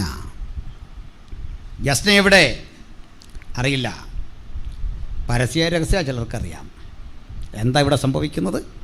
ലോകഭീകരതയുടെ നിറം അത് ചിലരെ വേട്ടയാടിക്കൊണ്ടിരിക്കുന്നു. സൂക്ഷിക്കണം. ദൈവത്തിൻ്റെ വചനത്തിൽ പറയുന്നു, ആരാണ് എതിർ ക്രിസ്തു? പുത്രനെ നിഷേധിക്കുന്നവൻ അത്ര എതിർ ക്രിസ്തു. കുഞ്ഞെ കലാലയത്തിൽ ചെല്ലുമ്പോൾ നിന്നോട് ആദ്യം ചോദിക്കും, ദൈവത്തിന് പുത്രനുണ്ടാകുമോ? ദൈവം കല്യാണം കഴിച്ചിട്ടുണ്ടോ? ഈ ചോദ്യമാണ്. മറുപടി പറയണം, ദൈവത്തിന് പുത്രനുണ്ടാകുന്ന മോശപ്പെട്ട കാര്യമല്ല. ദൈവത്തിന് പുത്രനോ പുത്രിയോ ഉണ്ടാകട്ടെ, പക്ഷെ അത് മാനുഷിക ബന്ധം പോലെയല്ല. ദൈവത്തിന് പുത്രനുണ്ടാകാൻ അവൻ കൽപ്പിച്ചാൽ മതി, പുത്രനുണ്ടാകും. പുത്രനുണ്ടാകുന്ന മോശപ്പെട്ട കാര്യമല്ലെന്ന് തെളിവാ. നമുക്കുണ്ടായ പുത്രനെക്കുറിച്ച് നോക്കാം. അവനൊപ്പം പറയാൻ ഒരാളുമില്ലെന്ന് പറയത്തക്ക വിധത്തിൽ നിസ്തുല്യനായവനെ ഉലകത്തിൻ്റെ മുമ്പിൽ പ്രദർശിപ്പിച്ചിട്ടാ ഇങ്ങനൊരു പുത്രനെക്കുറിച്ച് ഞങ്ങൾ പറയുന്നത്. അതുകൊണ്ട് യോഹന്നാന്റെ 2-ാം ലേഖനത്തിൽ പറയുക, പുത്രനെ നിഷേധിക്കുന്നവന് പിതാവില്ല, പുത്രനെയും പിതാവിനെയും നിഷേധിക്കുന്നവൻ എതിർ ക്രിസ്തുവാകുന്നു. ഈ എതിർ ക്രിസ്തുവിൻ്റെ ആ രൂപരേഖ നമ്മുടെ മുമ്പിൽ തെളിഞ്ഞു വന്നിരിക്കുന്നു. കുഞ്ഞുങ്ങൾ സൂക്ഷിക്കണം, വചനം പഠിക്കണം. വേദാധ്യാപകർ കുഞ്ഞുങ്ങളെ വചനം പഠിപ്പിക്കണം. ത്രിയേക ദൈവത്വത്തെക്കുറിച്ച് സംശയം ചോദിച്ചരികിൽ വരും. ചില ചോദ്യത്തിനൊന്നും നിങ്ങൾക്ക് ഉത്തരമില്ലെങ്കിൽ പറയണം, ഞാൻ ബൈബിൾ പണ്ഡിതയല്ല, ഞാനിതൊന്നും ആഴത്തിൽ പഠിച്ചിട്ടുള്ള ഒരാളല്ല. പക്ഷെ ഒന്നെനിക്കറിയാം, ആ കുരുടൻ പറഞ്ഞതുപോലെ അവൻ എങ്ങനെ ഉള്ളവനെന്നൊന്നും എനിക്കറിയില്ല. പക്ഷെ അവൻ എന്നെ തൊട്ടു, അവൻ എന്നെ സുഖപ്പെടുത്തി, അവൻ എന്നെ അനുഗ്രഹിച്ചു. ആത്മനിറവുള്ള ഓരോ കുഞ്ഞുങ്ങളും ഇത്തരം സ്ഥലങ്ങളിൽ ചെന്നിട്ട് പറയണം, എനിക്ക് തൃത്വമോ യേശുവിൻ്റെ ദൈവത്വമോ ബൈബിളിലെ പാണ്ഡിത്യമോ ഒന്നും പറഞ്ഞറിയിക്കാൻ അറിയില്ല, പക്ഷെ ഞാനൊന്നറിയുന്നു, യഹോവ നല്ലവൻ എന്ന് ഞാൻ രുചിച്ചറിഞ്ഞവന്റെ തലമുറയാ. ഈ ദൈവത്തെ വിട്ട്, ഈ മാർഗം വിട്ട് നീ എന്ത് വാഗ്ദത്തം ചെയ്താലും ആ വഴി വരാൻ കഴിയാത്ത വിധത്തിൽ സ്നേഹത്തിന്റെ ചങ്ങലക്കെട്ടിൽ എന്നെ പിടിച്ചു നിർത്തിയിരിക്കുന്ന ഒരു ദൈവ സാന്നിധ്യമുണ്ട്. അത് വിട്ടുവരാൻ എനിക്ക് സാധിക്കില്ല. അത് ഉറപ്പോടെ പറയണം.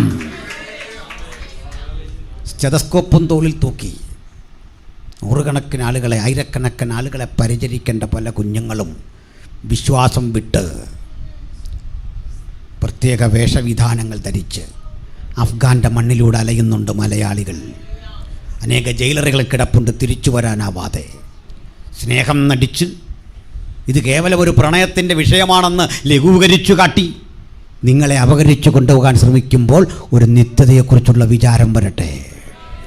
അതിപ്രഭാതത്തിൽ ഉണരുമ്പോൾ വാഴ്ത്തുക നീ മനമേ പാടി നിന്നെ ഉണർത്തിയ അപ്പനെയും അമ്മയെയും ഓർമ്മ വരട്ടെ.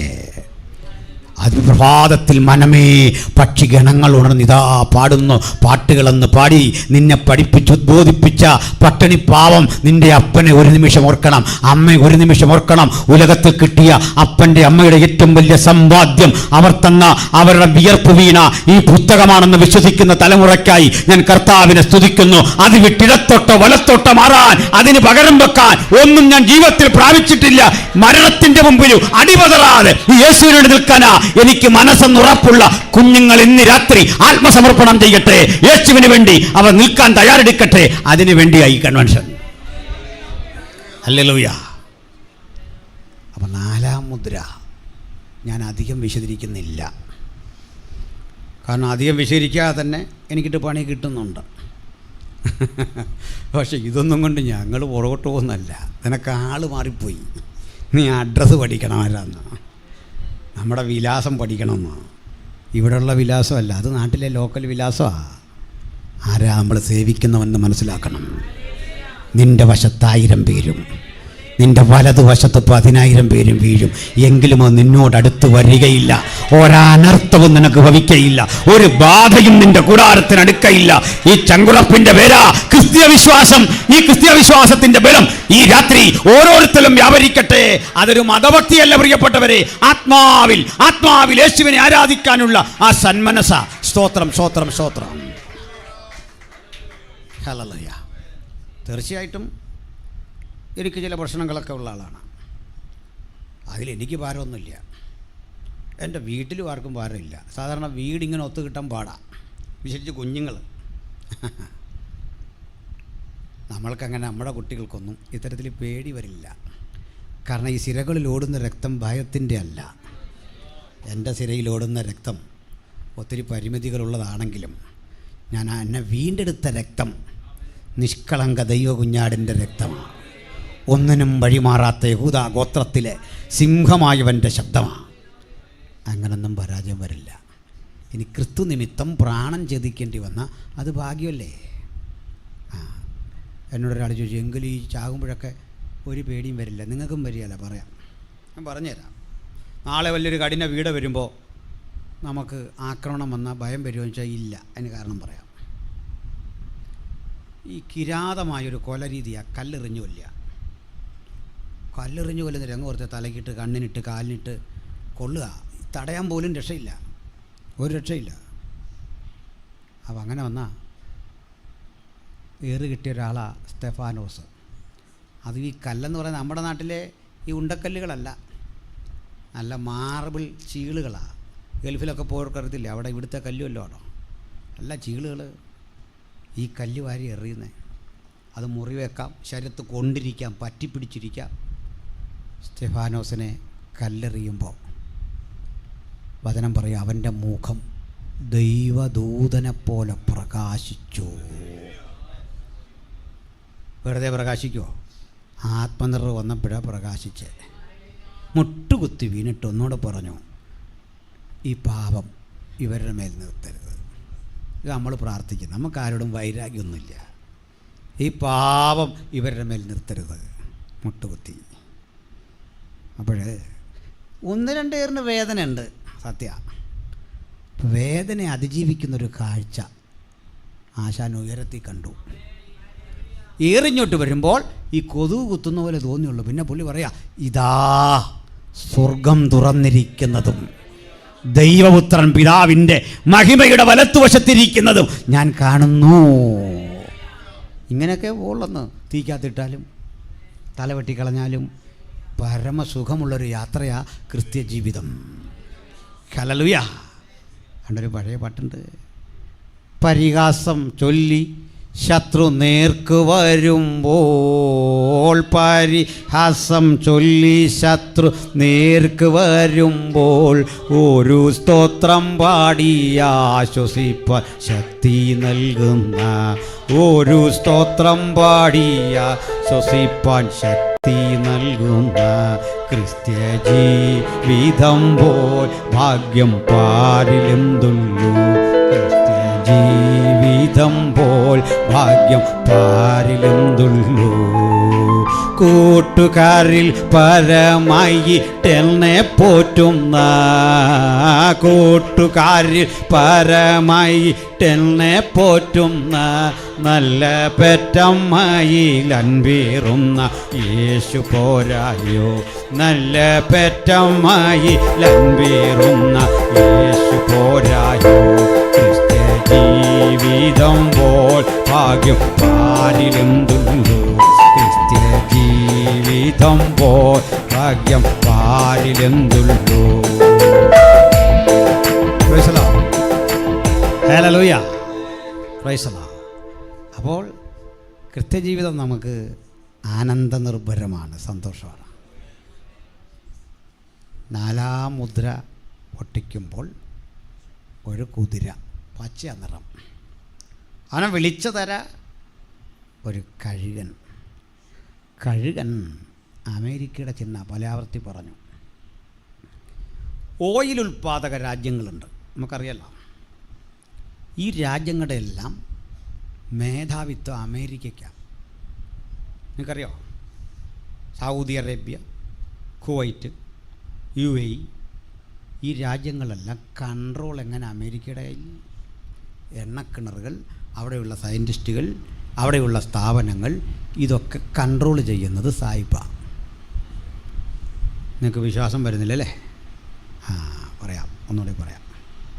സുവിശേഷ പ്രവർത്തകർക്കും ക്രൈസ്തവർക്കുമൊക്കെ ബൈബിൾ കൊണ്ട് സഞ്ചരിക്കാൻ സ്വാതന്ത്ര്യം ഇല്ലാത്ത സ്ഥലമാണ് സൗദി അറേബ്യ. അവിടെയൊക്കെ ജോലി തീർക്കറിയാം അല്ലേ? പ്രാർത്ഥനയ്ക്കാൻ വയ്യ. എൻ്റെ സ്നേഹിതൻ ബഹുമാനായ പാസ്റ്റർ രാജുപോക്കാലയുടെ അളിയൻ എന്നോടൊരു കാര്യം പറഞ്ഞു. ഈ പുസ്തകം കയ്യിലിരിക്കുന്നെന്ന് കുറ്റം ചുമത്തി സൗദി അറേബ്യയിൽ വെച്ച് പിടിച്ചു. നമ്മൾ തന്നെ കത്തിച്ച് കളയാൻ പറഞ്ഞു. സാധിക്കില്ലെന്ന് അദ്ദേഹം പറഞ്ഞു.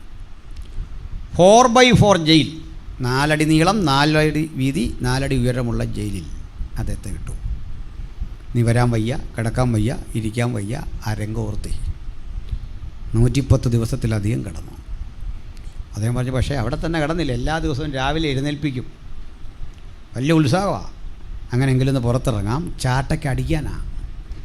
1-2 ദിവസം കഴിഞ്ഞപ്പോൾ ഈ അടിയോടങ്ങ് പൊരുത്തപ്പെട്ടു. അതൊരു ഉത്സാഹമായി. അങ്ങനെയെങ്കിലും ഒന്ന് പുറത്തിറങ്ങാം. ഇന്നതൊക്കെ UK എന്നെ വിളിച്ചു പറഞ്ഞു, എൻ്റെ ബ്രദറെ, നാളെ സൗദി അറേബ്യ പോകാൻ വിസ കിട്ടിയാലും ഞാൻ പോകും, യേശുവിനെ പ്രസംഗിക്കും. കാരണം ഈ ജയിലിൽ കിടന്ന് ഞാൻ അനുഭവിച്ചൊരു സന്തോഷം, കാത്തിരിപ്യോഗത്തിൽ കിട്ടാത്ത സന്തോഷമേ. എനിക്ക് അവിടെ കിടന്ന് എൻ്റെ കർത്താവ് കൂടെ വരുന്ന ഞാനങ്ങ് അനുഭവിക്കില്ലേ? അനുഭവിക്കുന്നവരൊക്കെ എൻ്റെ സുഖം അറിയൂ. ഞാൻ അവളെ വശീകരിച്ച് മരുഭൂമിയിലേക്ക് കൂട്ടിക്കൊണ്ടു പോകും. അവിടെ വച്ച് അവളോട് ഹൃദ്യമായി സംസാരിക്കും. സ്നേഹത്തിൻ്റെ ആധിക്യത്തിൽ ചുട്ടുപഴുത്ത മരുഭൂമിയിൽ ഭക്തനോട് ഇടപെടുവാൻ ദൈവത്തിന് പദ്ധതിയുണ്ടെങ്കിൽ ആ ജയിലറയ്ക്കുള്ളിൽ ഇറങ്ങി വരുന്ന ദൈവ സാന്നിധ്യമാണ് ഭക്തൻ ശ്രദ്ധിക്കേണ്ടത്. അതുകൊണ്ട് ഈ അവസ്ഥയൊന്നും ക്രിസ്തുയേശുവിൻ്റെ സ്നേഹത്തിൽ നിന്ന് നമ്മെ പിന്തിരിപ്പിക്കാൻ പര്യാപ്തമല്ല. ഈ രാജ്യങ്ങളൊക്കെ അമേരിക്ക കീഴടക്കി വച്ചിരിക്കുന്നത് പറഞ്ഞപ്പോൾ വിശ്വാസം വരുന്നില്ല. സൗദി അറേബ്യയിൽ സ്വാതന്ത്ര്യമില്ലെന്നൊക്കെ ഞാൻ പറഞ്ഞത് പൂർണ്ണമായി വിശ്വസിക്കാൻ വരട്ടെ. അവിടെ ഇന്നും ബുർക്ക ധരിക്കാത്ത, ഗൗണൊന്നും ധരിക്കാത്ത, കുഞ്ഞുടുപ്പിട്ട് യാത്ര ചെയ്യുന്നവരുണ്ട്. നല്ല കുരിശി വെച്ച പള്ളിയുണ്ട്, മൈക്കിൽ കൂടെ പ്രസംഗമുണ്ട്. ഒരറബിയും ചിമുങ്ങല്ല. നമ്മുടെ എല്ലാ സായിപ്പിൻ്റെ പിടികിട്ടിയോ? തോടണം, കളിയറിയുക, സ്ഥിതി അങ്ങ് മാറും. ഞാനെത്തോട് ചോദിച്ചാൽ ഇത്ര തൻ്റെ ഇടമുണ്ട്, അതുകൂടെ ഒന്ന് പൊളിക്കുന്നേ. അങ്ങോട്ട് എറിയ 2 പറ്റുമോ? പറ്റില്ല. അതുവഴി മദാമ കുഞ്ഞുടുപ്പൊക്കെ ഇട്ടാണ് പോകുന്നത്. സായിപ്പ് ട്രൗസറും ഇട്ട് തന്നെയാണ് പോകുന്നത്. പള്ളിയിൽ കുരിശും വെച്ചിട്ടുണ്ട്, ബൈബിളും ഉണ്ട്. പിന്നെ ആർക്കെതിരെ നിയമം? അതെപ്പോഴും ദുർബലൻ്റെ മണ്ടയിൽ അടിക്കാനുള്ള നിയമം ശരിയല്ലേ? പോലീസ് കൈ കാണിക്കുന്ന തന്നെ ആളെന്തരോ നോക്കിയല്ലേ അല്ലേ? അപ്പോൾ അങ്ങനെ അത് ലോകത്തിൻ്റെ ഒരു അലിഖിത നിയമമാണ്. അങ്ങനെ അതിന് മാറ്റമൊന്നും വരാൻ പോകുന്നില്ലേ? കാലഹരണപ്പെട്ടൊരു വണ്ടിയും കൊണ്ടാണ് പോലീസ് വന്ന് നമുക്ക് ഇൻഷുറൻസ് ഉണ്ടോ എന്ന് തിരക്കുന്നത്. മനസ്സിലാക്കിക്കോണം. ഞാനിവരുടെ ഈ പോക്ക് കൊണ്ട് പ്രാർത്ഥിച്ചിട്ടുണ്ട്, ദൈവം ഇവർക്കൊരു അപകടവും പറ്റരുതേ. അതുകൊണ്ട് വന്നിട്ടാണ് നമ്മുടെ ലൈഫിനെക്കുറിച്ച് ക്ലാസ് എടുക്കുന്നത്. ഓർത്ത് നോക്കണം. ഈ ഇടയ്ക്ക് ഒരു പോലീസ് എന്നെ പിടിച്ചു. ഞാൻ തെറ്റിയതല്ല, കാരണം സീറ്റ് ബെൽറ്റ് ഇട്ടിട്ടില്ല. എന്നെ പുള്ളി ഒത്തിരി നേരം ക്ലാസ് എടുത്തു. ഞാൻ പൈസ ഒക്കെ അടച്ചു. ഞാൻ ചോദിച്ചു, സാർ ഈ ക്യാപ്പ് വെക്കണം നിയമമില്ലേ? സാറിൻ്റെ പൈസ കൂടെ തരാം. സാറ് നിയമം ലംഘിച്ചു. ഇതാ പിടിച്ചു. ഇവിടെ എല്ലാവരും നിയമം പാലിക്കണം. പിടിച്ചോളാൻ പറഞ്ഞു. ഞാൻ ക്യാപ്പ് വെപ്പിച്ചിട്ടാണ് പിന്നെ വിട്ടവിടുന്നു. ഇത് വെക്കാൻ പറഞ്ഞു ആദ്യം. നിങ്ങളിത് വെക്കണം, റൂള് നമുക്കെല്ലാം ഒരുപോലെ വെക്കാൻ പറഞ്ഞു. ഞാൻ തന്നെയല്ല, അപ്പോൾ കുറേ പിള്ളേരെല്ലാം അവിടെ കൂടി സാറ് ക്യാപ്പ് വെക്കാൻ പറഞ്ഞു. നിങ്ങളൊന്നും ഇങ്ങനെ ചെയ്ത് കളയരുത്. ഇതിൽ പ്രത്യേക വികാരത്തിൽ ചെയ്തു പോയതാണ്. ആകെ 500 രൂപയുള്ളൂ കയ്യിൽ, അതേലും മേടിച്ചുകൊണ്ട് പോയി. അന്നേരം പറ്റിയൊരു പ്രശ്നമായത്. പാല് മേടിക്കാൻ പോയ വഴിയാണ്. അപ്പോഴാണ് ഞാൻ ഓർത്തത് നമ്മളെപ്പോലെ ഒരാളായതുകൊണ്ട് പുള്ളിയൊന്നും ചെയ്തില്ല. എങ്ങനെ ശപിച്ചില്ല. അങ്ങനെയാണ് ഈ എത്ര ആളുകളുടെ ശാപം ഈ മനുഷ്യന്, ഈ പാവ മനുഷ്യന് കിട്ടിക്കാണും. പോട്ടെ, അത് വിട്. അപ്പോൾ വിടാം. നമുക്ക് നമ്മുടെ വിഷയത്തിലേക്ക് വരാം. പോലീസുകാരെങ്കിലും ഉണ്ടെങ്കിൽ കൈകാര്യം ചെയ്യരുത്. പോട്ടെ, ക്ഷമിക്കുകയും ചെയ്തേക്ക്, വിട്ടേക്ക്, ആ വിഷയം വിടും. അങ്ങനെ ഞങ്ങൾ ഈ ഉദാഹരണമൊക്കെ ഉഗാണ്ടയിലേ പറയുന്നത്, നിങ്ങളെ പറയാതിരിക്കാൻ വേണ്ടിയാണ്, ദൂരത്തെ ഉദാഹരണം. അപ്പോൾ നമുക്ക് വിഷയത്തിലേക്ക് വന്ന് നിർത്താം. ഈ പച്ചക്കുതിര ഭീകരമാണ്. ഈ പച്ച ഭീകരതയല്ലാതെ അവർക്ക് ചിന്തിക്കാൻ പറ്റില്ല. ഒന്നാമത് വിദ്യാഭ്യാസം ഉണ്ടായില്ല, അറിവില്ലാത്തൊരു പശ്ചാത്തലത്തിലൂടെ വന്നേ, നിരക്ഷരത. അങ്ങനെയുള്ള ഘട്ടത്തിൽ ഈ രാജ്യങ്ങളുടെ ഭീകരത തിരിച്ചറിഞ്ഞ് ഈ രാജ്യങ്ങളെ അടിച്ചമർത്തി ഒതുക്കിയത് അമേരിക്കയാണ്. കുവൈറ്റിനെ, അതുപോലെ സൗദി അറേബ്യയെ, UAE കൺട്രോൾ ചെയ്തു. ഇങ്ങനെ അടിച്ചൊതുക്കി പച്ചയുടെ വീര്യം കെടുത്തിയത് അമേരിക്കയാണ്. ഭീകരതയ്ക്കെതിരെ വീര്യം കെടുത്തിയത് അമേരിക്ക അല്ലേ? അങ്ങനെ പച്ച വിളറി മഞ്ഞ പോലായി. പിടികിട്ടിയോ? പക്ഷേ സന്തോഷിക്കാൻ വരട്ടെ. ഈ അടിച്ചൊതുക്കി വച്ചിരിക്കുന്ന ഏത് അച്ചടക്കവും അല്പം കഴിയുമ്പോൾ പൊട്ടിത്തെറിക്കും. ശരിയാണോ? അതിൻ്റെ തെളിവായി സ്കൂളിൽ പഠിക്കുന്ന കുഞ്ഞുങ്ങളെ, LKGയുടെ പിള്ളേരെ, UKG 1ാം ക്ലാസ്സുകാരെയൊക്കെ അനങ്ങരുത്, മിണ്ടരുത്, ചിരിക്കരുത്, കരയരുത്, ഇങ്ങനെ പറഞ്ഞ് ആ ക്ലാസ്സിൽ ഇരുന്ന പാവങ്ങൾ ഇങ്ങനെ ഇരിക്കുക. പക്ഷേ നിങ്ങളൊരു കാര്യം ശ്രദ്ധിച്ചിട്ട്, എല്ലാ സ്കൂളിലും ഏറ്റവും അച്ചടക്കമുള്ള സ്കൂളെന്ന് ബോർഡ് എഴുതി വെച്ചാലും ഒരു കാര്യം ശ്രദ്ധിക്കണം, ലാസ്റ്റ് ഒരു കൂട്ടവല്ലുണ്ട്. ഈ കൂട്ടവല്ലടിക്കുമ്പോൾ നിങ്ങൾ കൂവിക്കൊണ്ടാണ് എഴുന്നേക്കുന്നത്. അവർ കൂവിയത് ആരെയാ? ടീച്ചറിനെ, മാതാപിതാക്കളെ, വിദ്യാഭ്യാസ വകുപ്പിനെ, ശിവൻകുട്ടി മന്ത്രിയെ, എല്ലാവരെയും കൂടെ കൂട്ടി ഒരു കൂവിച്ച പഴയ മന്ത്രിയെ. അതിൻ്റെ സകല വൈരാഗ്യം തീർത്ത ആ കൊച്ചു കൂവിക്കൊണ്ടൊരോട്ടം. ആണും പെണ്ണും ഒന്നും ഈ കാര്യത്തിൽ വ്യത്യാസമില്ല. അതിൻ്റെ മുഴുവൻ പ്രതിഷേധവും ആ കൂവിച്ചയിലുണ്ട്. ആ സ്കൂളേ തീർന്ന്. അതാണ് ഇത് അടിച്ചൊതുക്കി വെച്ച സകല അച്ചടക്കവും രണ്ട് ഇങ്ങനെയാണെന്നാണ് പറഞ്ഞത്. അത് പൊട്ടിത്തെറിക്കും.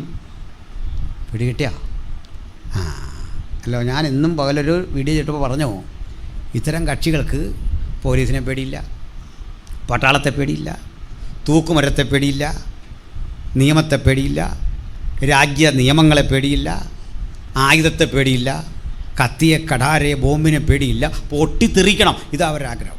പേടിയുള്ള ഒരൊറ്റ കാര്യമുള്ളൂ, ഒറ്റ കാര്യം. ഇവർ പേടിക്കുന്ന ഒറ്റ കാര്യമുള്ളൂ, അത് ഞങ്ങളുടെ കീശയിൽ ധാരാളമുണ്ട്, പൈസയില്ല. അവർ പേടിക്കുന്ന ഒരൊറ്റ കാര്യം ആശയമാണ്. ആശയയുദ്ധത്തിൽ വേണ്ട കരുത്ത് നിനക്കില്ല, നീ തലകുത്തിന്ന് കിട്ടത്തുമില്ല. അത് ഞങ്ങളുടെ കയ്യിൽ വേണ്ടുവോളം ഉണ്ട്. അത് ഈ പുസ്തകം തന്നാൽ ഞങ്ങൾക്ക് സ്തോത്രം. ഹല്ലേലൂയ. ദൈവത്വം, മനുഷ്യത്വം, നിത്യത, ന്യായവിധി, വീണ്ടും വരവ്, ചുരുക്കത്തിൽ മനുഷ്യരാശിയെ സംബന്ധിച്ചുള്ള ഏറ്റവും മഹത്തരമായ സമാധാനപൂർണമായ ഒരു ലോകത്തിൻ്റെ സിദ്ധാന്തം ഉലകത്തിന് കൊടുക്കാൻ ആവോളം ഈ ആവനാഴിയിലുണ്ട്. അതിൻ്റെ മുമ്പിൽ പിടിച്ചു നിൽക്കാൻ ഈ ശക്തിക്ക് കഴിയില്ല. അതിന് പകരമാണ് ഈ വാളെടുക്കുന്നത്, ആയുധം എടുക്കുന്നത്. ഇവൻ ഭൂമിയുടെ കാലംശത്തെ തീർക്കുന്നു. കണ്ടല്ലോ, കാലംശത്തെ. ഞങ്ങൾ നോക്കിയിരുന്നു ഒരു 10 കൊല്ലത്തിനുള്ളിൽ പാശ്ചാത്യ രാജ്യങ്ങൾക്ക് സംഭവിക്കാൻ പോകുന്ന അബദ്ധം, അഭയാർത്ഥികളുടെ രൂപത്തിൽ അവിടെ ചെന്നുപെട്ടവരിലൂടെ സംഭവിക്കാൻ പോകുന്ന പരാജയം നിങ്ങൾ കണ്ടോണം. ഒന്ന് കുറിച്ചിട്ടോ. 10 വർഷം മുമ്പ് IMൽ പറഞ്ഞ ക്ലാസ് എഴുതിയെടുത്തവരുണ്ട്, റെക്കോർഡ് ചെയ്തവരുണ്ട്, യൂട്യൂബിലുണ്ട്, കണ്ടാൽ മതി. അതവിടെ നിൽക്കട്ടെ. വേറൊരു കാര്യം അതിലും വലുത്, ശേഷം മനുഷ്യർക്ക്, അവർ കൊല്ലാതെ വിട്ട ആളുകൾക്ക് ഭൂമിയിലെ കാട്ടുമൃഗങ്ങളെ കൊണ്ട് ദോഷം വന്നു. ഇത് ഞാൻ ഞാനന്ന് കാട്ടുമൃഗം എന്നൊക്കെ പറയുമ്പോൾ ഇവർക്ക് ഭയങ്കര അംഗീകരിക്കാൻ പാടായിരുന്നു. കാട്ടുമൃഗം വേണ്ട, നമ്മുടെ നാടൻ പട്ടി മുതൽ കാണിക്കുന്ന പ്രപഞ്ചം കണ്ടോ. പക്ഷേ അപ്പോൾ ഞങ്ങളുടെ അവിടെ ഒരു പൊതുയോഗം വിളിച്ചു. പട്ടികൾ, കാട്ടുപന്നി, മറ്റ് ജീവജാലങ്ങളെല്ലാം കൃഷി നശിപ്പിക്കുന്നു, പട്ടികൾ മനുഷ്യനെ ഉപദ്രവിക്കുന്നു, അകപ്പാടെ പ്രശ്നം. അന്ന് ഞങ്ങളുടെ MLA PC ജോർജാണ്. അവിടെ ഒരു സമാധാന ചർച്ചയ്ക്കകത്ത് പറഞ്ഞു, ഫോറസ്റ്റിലെ ആളുകൾ വന്നിട്ടുണ്ട്, അവരുടെ പ്രതിനിധി എഴുന്നേറ്റ് ക്ലാസ് വല്ല എടുത്തു കഴിഞ്ഞു. പറഞ്ഞു, മനേകാ ഗാന്ധി പറഞ്ഞിട്ടുണ്ട്, ബാബ ആംഡേവ് പറഞ്ഞിട്ടുണ്ട്, ഏതാണ്ടെല്ലാം ചരിത്രം പറഞ്ഞിട്ട് പറഞ്ഞു, പന്നിയെ കൊല്ലരുത്, പട്ടിയെ കൊല്ലരുത്. PC ജോർജ് മറുപടി കഴിഞ്ഞിട്ട് പറഞ്ഞു, പട്ടിയെ കൊല്ലുന്നില്ല, ഇതിനെല്ലാം തീവണ്ടിയെ കയറ്റി മനേകാ ഗാന്ധിയുടെ വീട്ടിലേക്ക് വിട്ടേക്കാം, അവർ കൊണ്ട് വളർത്തട്ടെന്ന്. അവിടെ ഈ വനം വകുപ്പ് ഉദ്യോഗസ്ഥർ പറഞ്ഞു, എല്ലാ വീട്ടിലും ആവശ്യത്തിന് നാരങ്ങ മേടിച്ച് വെച്ചേക്കണമെന്ന്. ചെറുനാരങ്ങ. എന്തിനാ? പന്നി എറിയാൻ. കല്ലിനെറിഞ്ഞാൽ അതിന് ക്ഷീണം വരും, നാരങ്ങ കൊണ്ടെറിഞ്ഞാൽ അതിന് വേറെ ദോഷമില്ല, അതങ്ങ് പോക്കോളുന്നു. പാവപ്പെട്ട നമ്മളൊരു കിലോ നാരങ്ങ മേടിക്കാൻ ചെന്നേ 200 രൂപ എങ്ങാണ്ടാ വില. മനസ്സിലായില്ലേ? പന്നിയുടെ വില നമുക്കില്ലെന്ന്. ഞാൻ ആറളം ഫാമിൻ്റെ അടുത്തായിരുന്നു കഴിഞ്ഞ ഇടയ്ക്ക് കൺവെൻഷൻ, നമ്മുടെ കണ്ണൂർ. അവിടെ ചെന്നപ്പോൾ അവിടെ കേട്ട കാര്യം വലിയ രസകരമാണ്. കുറേ ഉദ്യോഗസ്ഥരെല്ലാം കൂടെ തടഞ്ഞു വെച്ചിരിക്കുക ആൾക്കാർ, വനം വകുപ്പ് പാവങ്ങൾ. അവരെ തടഞ്ഞിട്ട് അവരിലൊരാൾ പറഞ്ഞു, സാറേ നിങ്ങളെ രക്ഷിക്കുന്നതല്ല ഞങ്ങളുടെ ജോലി, പന്നിയെ രക്ഷിക്കുന്ന. നിങ്ങളെ രക്ഷിക്കേണ്ട പോലീസ് അങ്ങോട്ടില്ല. ഞങ്ങൾ പന്നിയെ പട്ടിയെ കാക്കയൊക്കെ രക്ഷിക്കാൻ വേണ്ടി വനം. മനസ്സിലായില്ലേ? അവരെ തടഞ്ഞിട്ട് കാര്യമില്ല. ആര് തടഞ്ഞാലും രക്ഷയില്ല. മനസ്സിലായോ? നമ്മുടെ സർക്കാർ പട്ടിക്ക് ആഹാരം കൊടുത്ത് കണ്ടോ? അന്നേരം ഒരാൾ പ്രസംഗിച്ച് പട്ടിക്ക് ആഹാരം കൊടുത്ത് കാര്യം പറയാം. പട്ടിക്ക് ഓട്ടുണ്ടോയെന്നോർത്തല്ല ഞങ്ങളിത് ചെയ്തതെന്ന്. ഇലക്ഷൻ വരുന്നു, പട്ടിക്ക് ഓട്ടുണ്ടോയെന്നോർത്തല്ല ഇതിന് ആഹാരം കൊടുത്തത്, പിന്നെ അതിന് പ്രാണനുണ്ടല്ലോ എന്നോർത്താ. പക്ഷേ കാര്യം എന്താണെന്നറിയണ്ടേ? ഈ മൃഗജാലങ്ങളെയൊക്കെ സംരക്ഷിക്കുന്നത് വെറുതെ അല്ല. ഈ പുസ്തകം പറയാ, ശേഷം മനുഷ്യർക്ക് വന്യജീവികളെ കൊണ്ട് മരണം വന്നു. എവിടെ പോകുന്നു കാലം? ഈ അസ്വസ്ഥത പുകയുന്ന സ്ഥിതിവിശേഷം കാണുമ്പോൾ ഭക്തൻ അകക്കണ്ണ് ജ്വലിപ്പിച്ചൊന്ന് നോക്കണം. ഉയരത്തിലേക്ക് ഒരു കാഴ്ച കാണാം. ഞാൻ എൻ്റെ കണ്ണ് പർവ്വതങ്ങളിലേക്ക് ഉയർത്തുന്നു, എനിക്ക് സഹായം എവിടെ നിന്ന് വരും? ചില പ്രാർത്ഥിക്കുമ്പോൾ തെറ്റിച്ച് പറയാറുണ്ട്, സഹായം വരുന്ന പർവ്വതം. അങ്ങനൊരു പർവ്വതം ഇല്ല. സഹായം വരുന്ന പർവ്വതം എന്നൊരു പർവ്വതമുണ്ടോ? എനിക്ക് സഹായം പർവ്വതത്തിൽ നിന്നല്ല, ആകാശത്തെയും ഭൂമിയെ ഉണ്ടാക്കിയ യഹോവയിങ്കൽ നിന്ന് വരുന്നു. അന്നാളിൽ ഏത് കണ്ണും അവനെ കുത്തിത്തുളച്ചവരും അവനെ കാണും. അവൻ്റെ വരവിന് വേണ്ടി ലോകമൊരുങ്ങുന്നു. 4 ജീവികളും 4 കുതിരകളും തമ്മിലുള്ള ഈ സമന്വയത്തിൽ ഒരു കാഴ്ച കാണാം. നിങ്ങളിൽ ചിലർക്കെങ്കിലും ഉടലെടുക്കാനിടയുള്ള ഒരു സംശയമുണ്ട്. ഈ 4 ജീവികൾ സ്വർഗീയ ജീവികളാണ്. അവയെങ്ങനെ റഷ്യയെ, അവയെങ്ങനെ അമേരിക്കയെ, അവയെങ്ങനെ മൂന്നാം ലോകത്തെ, അവയെങ്ങനെ പച്ച വിരിച്ച അറേബ്യൻ രാജ്യങ്ങളെ പ്രതികരിക്കും എന്ന് ചോദിക്കാം. പറയാം, ഭൂമിയിൽ നടക്കുന്ന ഏതിടപാടിലും അത്യുന്നതൻ്റെ കൺട്രോളുണ്ട്. അവൻ ഇഷ്ടമുള്ളവർക്ക് രാജ്യത്വം നൽകുന്നു. തീർച്ചയായും വരാനിരിക്കുന്ന ലോകാധിപതി ഏകാധിപതിയായവൻ്റെ ഉദയത്തിന് ലോകം ഇങ്ങനെ ഒരുങ്ങുമ്പോൾ അതിൻ്റെ മറുവശത്ത് നിന്ന് മറ്റൊരു ശബ്ദം നമ്മുടെ കാതുകളിൽ കേൾക്കാം. ഇതാ ഞാൻ വേഗം വരുന്നു. അവന് വേണ്ടി ഒരുങ്ങാത്ത ഒരാളെങ്കിലും ഇന്ന് രാത്രി ഈ വചനം കേൾക്കുന്നെങ്കിൽ ഒരുങ്ങണം. അവർ യേശുവിനെ പ്രസംഗിക്കണം. അവർ യേശുവിൻ്റെ അനുഗാമികളായി തീരണം. ഒരു കാര്യം ഉറപ്പിച്ച് ഈ രാത്രി ഇവിടം വിട്ട് ഏതൊരാളും പോകാവൂ. അപകട സൂചനകൾ നമ്മുടെ കൺമുമ്പിൽ കാണുന്നു.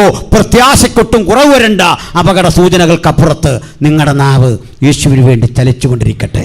നിങ്ങളുടെ ഹൃദയം യേശുവിന് വേണ്ടി തുടിച്ചുകൊണ്ടിരിക്കട്ടെ. യേശുവിൻ്റെ നാമത്തിന് വേണ്ടി അതിൻ്റെ പ്രകാശനം അത് പൂർണ്ണമായിക്കൊണ്ടിരിക്കട്ടെ. ബഹുമാനപ്പെട്ട ജോസ് പാസ്റ്റർ ഓർത്തുകൊണ്ട് ഞാൻ ദൈവത്തെ സ്തുതിക്കുന്നു. അദ്ദേഹത്തിൻ്റെ ജീവിതത്തിൻ്റെ പല ഘട്ടങ്ങളിൽ ഒപ്പം നടന്ന ഒരു എളിയ സഹോദരനാണ് ഞാൻ. തനിക്കുള്ള മക്കൾ യേശുവിനെ അറിയുന്നവരായി സുവിശേഷ ഘോഷണത്തിൻ്റെ വഴിയിൽ വരാൻ, അവർ യേശുവിനെ അനുഗമിക്കുന്നവരായി വരാൻ അന്നേ പ്രാർത്ഥിച്ചിരുന്നു, യേശുവിൻ്റെ സാക്ഷിയായി മാറാൻ. ഇതാ ആ കുഞ്ഞുങ്ങളിലൂടെ ദൈവം ജോലിസ്ഥലത്താണെങ്കിലും യേശുവിന് വേണ്ടി നിൽക്കാൻ അവസരം കൊടുത്തെങ്കിൽ അവർക്ക് ഭൗതിക നന്മയ്ക്ക് കുറവില്ല. അവരുടെ മാതാപിതാക്കൾ കഷ്ടപ്പെട്ട വഴിത്താരയിൽ സുവിശേഷം അറിയിച്ചു പോയത് ഒരു നഷ്ടമായില്ല എന്ന് ആ വാക്കിലൂടെ തന്നെ കേൾക്കാനിടയായെങ്കിൽ ഇവിടെ വന്നിരിക്കുന്ന കുഞ്ഞുങ്ങളെ നിങ്ങളും അനുഗ്രഹിക്കപ്പെടണം. നിങ്ങളുടെ നാവിലൂടെ യേശുവിൻ്റെ നാമം ഉയരണം. ഞാൻ ഇന്ന് രാത്രി വിശ്വാസത്താൽ ഇവിടെ ഇരിക്കുന്ന കുഞ്ഞുങ്ങളിൽ ചില വ്യത്യസ്ത അനുഗ്രഹങ്ങളെ കാണുന്നു. അത് കൃത്യമാണ് പറയുന്നത്. ഒരു 10 വർഷമൊക്കെ കഴിഞ്ഞ് ഞങ്ങൾക്കിവിടെ വന്ന് പ്രസംഗിക്കാൻ അവസരമുണ്ടെങ്കിൽ ഇവിടെ സ്റ്റെതസ്കോപ്പ് കാതിൽ തൂക്കിയ കുഞ്ഞുങ്ങളെ കാണണം, IAS കാണണം, IPS കാണണം, ബാങ്ക് ഉദ്യോഗസ്ഥന്മാരെ കാണണം, സയൻറ്റിസ്റ്റുകളെ കാണണം. ആഗ്രഹമുണ്ടോ? എല്ലാവർക്കും ആഗ്രഹം ഉണ്ടാകട്ടെ. സ്തോത്രം. ഈ ഫ്രണ്ട് നിരയിലൊക്കെ അങ്ങനെ കുഞ്ഞുങ്ങളിരിപ്പുണ്ട്, പിന്നിലൊക്കെ കുഞ്ഞുങ്ങളിരിപ്പുണ്ട്. ആഗ്രഹവും പ്രാർത്ഥനയും മതി. പഠിക്കേണ്ടെന്നാണോ? അന്നേരം ഈ പ്രചോദനമൊക്കെ ഇനി വന്നോളൂ എന്നേ. അപ്പോൾ നമുക്ക് തോന്നുന്നു എൻ്റെ കൊച്ചിന് ബുദ്ധിയില്ല, വിവരമില്ല, അറിവില്ല, കോമ്പറ്റീഷന് പോരാ. വേണ്ടെന്നേ. നമ്മൾ ഇന്ന് പ്രാർത്ഥിക്കാൻ പോവാം. അതിനു വേണ്ടി ഈ ഡേറ്റ് അങ്ങ് കുറിച്ചിട്ടോ പ്രാർത്ഥിക്കാൻ പോവാം. സ്തോത്രം. നമ്മളിവിടെ വന്നത് നമ്മുടെ ബുദ്ധിയിലല്ല. ഞാൻ ആദ്യം പറഞ്ഞ പോലെ സമ്മതിക്കുക ഒരു കാര്യം, ഞാൻ പൊട്ടനാണ് കർത്താവേ, അറിവില്ല കർത്താവേ, സമ്പത്തില്ല കർത്താവേ, ഒന്നിനും കഴിവില്ല കർത്താവേ. പക്ഷെ വിഷമിക്കണ്ട, ഞാൻ സേവിക്കുന്നവന് ഇതൊക്കെ ഉണ്ട്. മക്കളെ വീശില്ല എന്നല്ല പറയേണ്ടത്, പപ്പാടയിലില്ല, പക്ഷെ സേവിക്കുന്ന കർത്താവിൻ്റെ പക്കൽ സകലതും ഉണ്ട്. നല്ല കലാലയത്തിൽ വിടാൻ എനിക്ക് ആസ്തിയില്ല എന്നല്ല പറയേണ്ടത്, ഞാൻ സേവിക്കുന്നവനിലുണ്ട്. പക്ഷെ നീ വിശ്വസിക്കണം, നീ പ്രാർത്ഥിക്കണം, ദൈവത്തിനായി നിൽക്കണം. യേശുവിൻ്റെ വരവിന് വേണ്ടി ഒരുങ്ങുന്ന പ്രിയപ്പെട്ട കുഞ്ഞെ, നിങ്ങൾക്കൊരു ചോദ്യം വരാം, എന്തിനാ ഇതൊക്കെ വേണം? ഇതൊക്കെ വേണം, ഇതൊക്കെ വേണം. ഇത് മാത്രം പോരാ, അടുത്തോട് അങ്കിൾ പറയാം മക്കളെ, ഞാൻ മക്കൾക്ക് വേണ്ടി ഇപ്പോൾ പറയുന്നത് കേട്ടോ. സ്റ്റെതസ്കോപ്പ് തൂക്കിയാൽ മാത്രം പോരാ, ആ നാവ് കൊണ്ട് യേശുവിനെ പ്രസംഗിക്കണം. അവധി ദിവസങ്ങളെടുത്ത് സുവിശേഷം പ്രസംഗിക്കാൻ പോകണം, ഗ്രാമങ്ങളിൽ പോകണം. കൈക്കൂലി വാങ്ങാൻ പാടില്ല. രാജ്യത്തെ സ്നേഹിക്കണം, മനുഷ്യരെ സ്നേഹിക്കണം. നമുക്കിടയിൽ എഴുന്നേൽക്കട്ടെ ഫാദർ ഡാമിയനെ പോലെയുള്ള സേവകന്മാർ എഴുന്നേൽക്കട്ടെ. നമുക്കിടയിലെ മദർ തെരേസയെ പോലെയുള്ള ജനസ്നേഹികൾ എഴുന്നേൽക്കട്ടെ. സ്തോത്രം. ഇനി അതാ കാലം, അതാ സുവിശേഷ ഘോഷണത്തിന്റെ ഇനിയുള്ള കാലത്തെ സ്റ്റൈൽ. നമ്മൾ മുട്ടുമടക്കില്ല, എതിർപ്പുകളുടെ മുമ്പിൽ കീഴടങ്ങില്ല. ലോകത്തെ യേശുവിന് വേണ്ടി പ്രസംഗിക്കാൻ നൂതന വിദ്യകൾ അത് പറഞ്ഞിട്ടാണ് ഞങ്ങൾ ആരംഭിക്കുന്നത്. ഈ പടപ്പുറപ്പാടിന് മുമ്പ് ഒരു പുതുതലമുറയെ കാട്ടിക്കൊണ്ട് വിശ്വാസത്താൽ ഞങ്ങൾ പറയുന്നു, ഒരു പുതുതലമുറ രൂപം പ്രാപിച്ചു വരുന്നു, അവർ ശക്തിപ്പെട്ടു വരുന്നു. യേശുവിനെ ഘോഷിക്കാൻ, യേശുവിന് വേണ്ടി നിൽക്കാൻ ആ താല്പര്യമുള്ള കുഞ്ഞുങ്ങൾ എത്ര പേരുണ്ട് ഇന്ന് രാത്രി? ലജ്ജിക്കൊന്നും വേണ്ട, ലജ്ജിക്കേണ്ട മക്കളെ. സ്തോത്രം. യേശു നിങ്ങളെ തൊടുക. ഉന്നതങ്ങളിൽ നിങ്ങളെ ലോകം അവിടെ വരയിട്ട് ഒതുക്കാൻ ശ്രമിച്ചോ, അതിൻ്റെ അപ്പുറത്തേക്ക് അവൻ്റെ വരവിന് മുമ്പ് കരുത്തരായി ഉന്മേഷവാനായി അങ്ങനെ നിൽക്കാൻ താല്പര്യമുള്ള എത്ര കുഞ്ഞുങ്ങളുണ്ട്? ഉറപ്പിച്ചിട്ടേ ഞങ്ങൾ ഇന്ന് നിർത്തുള്ളൂ. സ്തോത്രം. Price the Lord. ഹല്ലേലൂയ. ഞാൻ ഹൃദയത്തിൽ തട്ടി സംസാരിക്കുന്നത് ഈ ദിനങ്ങളിലെ പല ശുശ്രൂഷകളിൽ അങ്ങനെ തന്നെ നിർവഹിച്ചു വരിക. അതിൻ്റെ ഒരു കാഴ്ചപ്പാടാണ്. മാതാപിതാക്കളൊന്നും വിഷമിക്കേണ്ട മക്കളെ ഓർത്ത്. ചെറിയ വെറിയന്മാരും കുസൃതിക്കാരും ഒക്കെ കാണുന്നേ നമ്മൾ നേരെയാക്കാൻ പോവാം. വിശ്വാസമുണ്ടോ? സ്തോത്രം. ആ കുസൃതിയൊക്കെ യേശുവിന് വേണ്ടി ഊർജ്ജസ്വലതയോടെ പ്രവർത്തിക്കുമ്പോൾ മാറത്തക്ക വിധം ദൈവം അവരെ അയക്കാൻ വേണ്ടി പ്രാർത്ഥിക്കണം. സ്തോത്രം. ജോലി കിട്ടുന്ന, ശമ്പളം കിട്ടുന്ന കുഞ്ഞുങ്ങളായിട്ട് മാത്രമല്ല, ശമ്പളത്തിൽ എന്താണ് ഈ തൃപ്തി? അതിലൊക്കെ അപ്പുറത്തല്ലേ. ശമ്പളമില്ലാത്ത കാലത്തും വാരിക്കഴിച്ച ഒരു പിടി വറ്റിൽ സംതൃപ്തി കണ്ടെത്തിയവരല്ലേ നമ്മൾ? ഹല്ലേലൂയ. എല്ലാവർക്കും വെച്ച് വിളമ്പിയ ശേഷം തൻ്റെ വയറ് നിറയ്ക്കാൻ ഭാരപ്പെടുന്ന അമ്മയെ കണ്ടിട്ട് കണ്ണീരൊഴുക്കി അമ്മയുടെ തൃപ്തി നമ്മുടെ തൃപ്തിയായിട്ട് ഏറ്റെടുത്തവരല്ലേ നമ്മൾ? എൻ്റെ ശമ്പളത്തിലല്ല തൃപ്തി. നമുക്ക് സേവനം ചെയ്യണം. ക്രിസ്തുവിന് വേണ്ടിയും മനുഷ്യന് വേണ്ടിയും സേവനം ചെയ്യണം. സമർപ്പണം ചെയ്ത ദൈവത്തിൻ്റെ കുഞ്ഞുങ്ങൾ. സ്തോത്രം. നല്ല കുടുംബബന്ധമോ നല്ല കല്യാണമോ എന്ന് പറഞ്ഞ് കോടീശ്വരൻ്റെ വീട്ടിലേക്ക് അയക്കാനല്ല, കോടീശ്വരിയെ കല്യാണം കഴിക്കാനുമല്ല, ദൈവകൃപയുള്ള, കരുത്തുള്ള, വിദ്യാഭ്യാസമുള്ള അത്തരത്തിലുള്ള ഒരു ദർശനം കൂടി വരട്ടെ. പ്രവചനപരമുള്ള കുട്ടികളെ, ആത്മനിറവുള്ള കുട്ടികളെ, വെളിപ്പാടുള്ള കുട്ടികളെ, അപ്പം തന്നെ ജോലി ചെയ്യുന്നവരെ, വ്യത്യസ്ത മേഖലകളിൽ പണിയെടുക്കുന്നവരെ, വിശ്വാസത്താൽ വേണ്ട മാതാപിതാക്കളും തയ്യാറാകട്ടെ. ഞങ്ങൾ പ്രാർത്ഥിക്കാൻ പോവുകയാണ്. യേശുവിൻ്റെ വരവെടുത്തു. സ്തോത്രം. അപ്പോൾ ഒരു കാര്യം കൂടി, അപ്പോൾ യേശു കർത്താവ് വന്നാലോ വരട്ടെ, അതിൻ്റെ കാരണം പറയാം. ആ ഉദാഹരണം പറഞ്ഞ് നമുക്ക് നിർത്തിയേക്കാം. നമ്മൾ ഈ ബാല്യത്തിൽ, ഇപ്പോഴത്തെ കുട്ടികൾക്ക് അറിയാത്തൊരു കളി ബാല്യത്തിലുണ്ടായിരുന്നു. ചിരട്ടയ്ക്കകത്ത് മണ്ണുമൊക്കെ നിറച്ചുള്ള ഒരു കളിയില്ലേ പണ്ടത്തെ? പുതിയ പിള്ളേർക്ക് അറിയില്ല. അതെല്ലാം ഈ ഗെയിമേൽ കുഞ്ഞുങ്ങൾ സമയം കളയല്ലേ. നമ്മൾ ഈ ചിരട്ടയ്ക്കകത്ത് മണ്ണുമൊക്കെ വെച്ച് പെൺപിള്ളേരായി ആ മണ്ണുമൊക്കെ ഉടയ്ക്കുന്നത്. എൻ്റെ വീട്ടിലെ ഒരു പെങ്ങളുടെ മോളും ചേട്ടൻ്റെ മോളും കൂടി ഇരുന്ന് ഇങ്ങനെ സാരിയൊക്കെ കൊടുത്ത് കളിക്കുമ്പോൾ അവിടെ ഫോണാണെന്ന് ഒരു കല്ല് വെച്ചിട്ടുണ്ട്. അപ്പോൾ ഒരാൾ ഫോൺ വിളിച്ച് അടുത്ത ആളോട് ചോദിക്കുക, എന്താ കറിയെന്നെല്ലാം ചോദിച്ചു അരക്കുകയാണോ?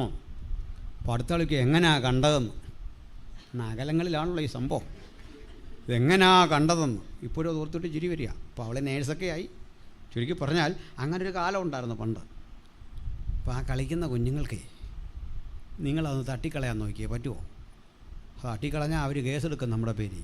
ഭയങ്കര പ്രശ്നം അവിടെ. വീടിനകത്തെല്ലാം മണ്ണ്, എന്തെല്ലാം പരിപാടി, തീ ഊതുന്നു, ഫോൺ വിളിക്കുന്നു, ഭയങ്കര പരിപാടിയായി കൊച്ച്. ഇതിൻ്റെ വിചാരം ഇത് ഒറിജിനൽ ചോറാണ്. കളിക്കുന്ന നേരം അത് നമ്മളെ ഈ വസ്തുമാറ്റ സിദ്ധാന്തം എന്ന് പറഞ്ഞ പോലെ ഒറിജിനൽ സാധനമാണെന്ന് കരുതിയാൽ ഇത് കൈകാര്യം ചെയ്യുന്നത്. നമ്മളെത്ര പറഞ്ഞാലോ സമ്മതിക്കില്ല. നമ്മൾ കാണാതെ അതിങ്ങനെ ടേസ്റ്റ് ചെയ്യുന്നുണ്ട് അരച്ച സാധനമൊക്കെ. അടുത്ത ആളിന് വിളമ്പി കൊടുക്കും, ഇച്ചിരി തിന്ന്, നല്ലതാണെന്ന് പറഞ്ഞാൽ കൊടുക്കുന്നത്. ഇതെല്ലാം ഇവിടെ നിന്നൊക്കെ പെറുക്കിയതാണ്. നമ്മളെത്ര ബോധവൽക്കരിച്ചാലും അതിന് മാറ്റം വരികയില്ല. പക്ഷേ ഒരു 12:30 സമയമൊക്കെ ആകുമ്പോൾ കിച്ചണിൽ നിന്ന് നല്ല fresh food, chicken fry, fish ഫ്രൈഡൊക്കെ ഗന്ധം വരുമ്പോൾ ഒക്കെ മനസ്സിലായി സംഗതി മാറി. ഇവൾ തന്നെ കാല് കൊണ്ടൊരൊറ്റ അടി ചിരട്ടക്കിട്ട് ഒരോട്ടോ ഓടിപ്പോയി അവിടെ ഇരിക്കും ഭക്ഷണത്തിന്. കാരണം എന്താ അറിയോ? പൊരുളായത് വന്നപ്പോൾ നിഴലായതങ്ങ് പോയി. ഈ ഭൂമിയിൽ കിട്ടുന്നല്ല ഇത്രേ ഉള്ളൂ മക്കളെ. ഒരു ദിവസം ഇത് തട്ടിക്കളയും നമ്മൾ. പൊരുളായതിനെ കാണുമ്പോൾ വാസ്തവമായതിനെ കാണുമ്പോൾ പ്രതിബിംബം നിരാകരിച്ച് ഈ ലോകവും ഈ മായ ഉപേക്ഷിച്ച് യേശുവിന് വേണ്ടി കടന്നു പോകുന്ന ആ ശുഭനിമിഷങ്ങളെ നമുക്ക് ആത്മാവിൽ കാണാം. എല്ലാ കണ്ണുകളും അടച്ചട്ടെ, എല്ലാ ഹൃദയങ്ങളെ ഏകാഗ്രമാക്കിയട്ടെ. എനിക്ക് യേശുവിന് വേണ്ടി നിൽക്കണം.